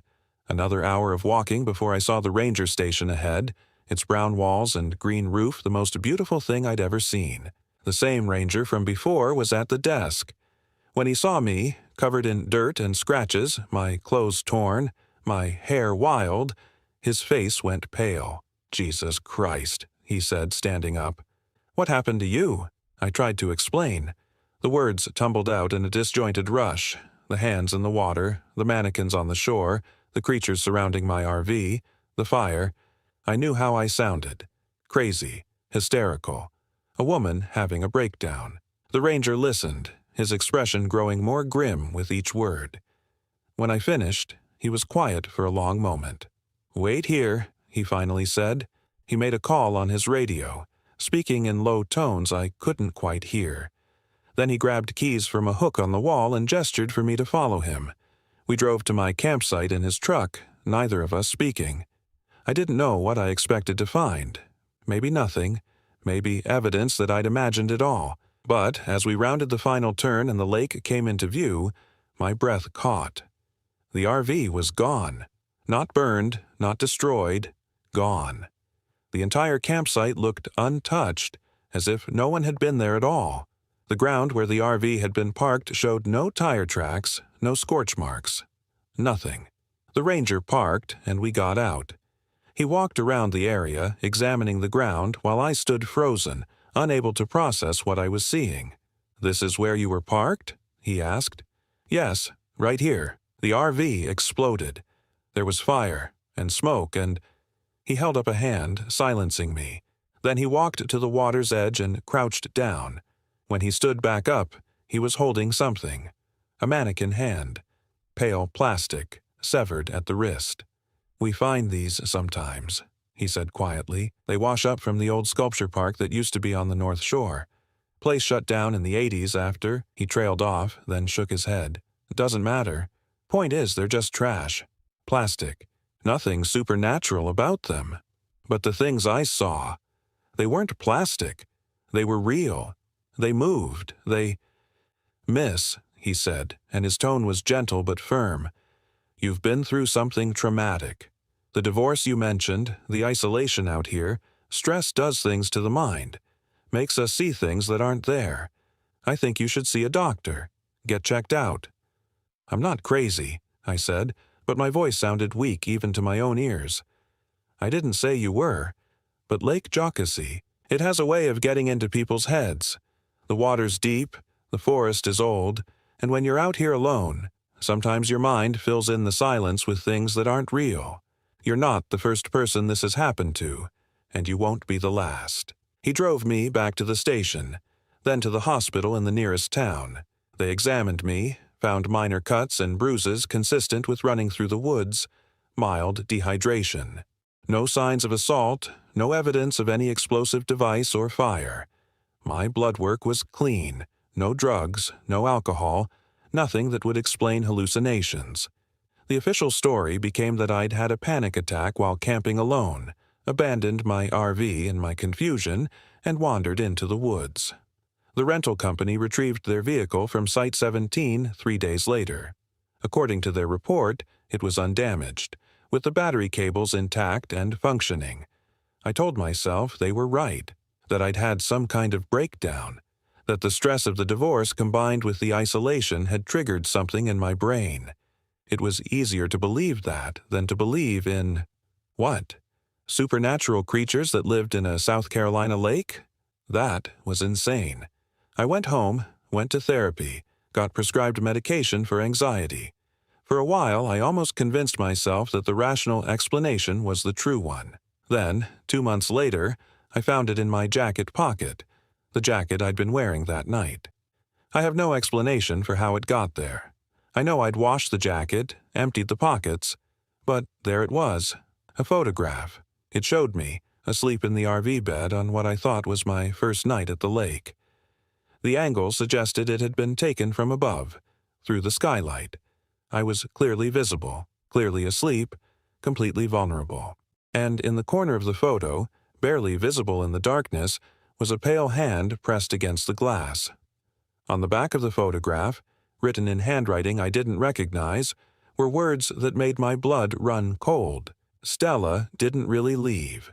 She's down here with us. The one who thinks she escaped is just the lake's echo, walking around in Stella's skin." I looked up from the photograph, my hands shaking, and caught my reflection in the bathroom mirror.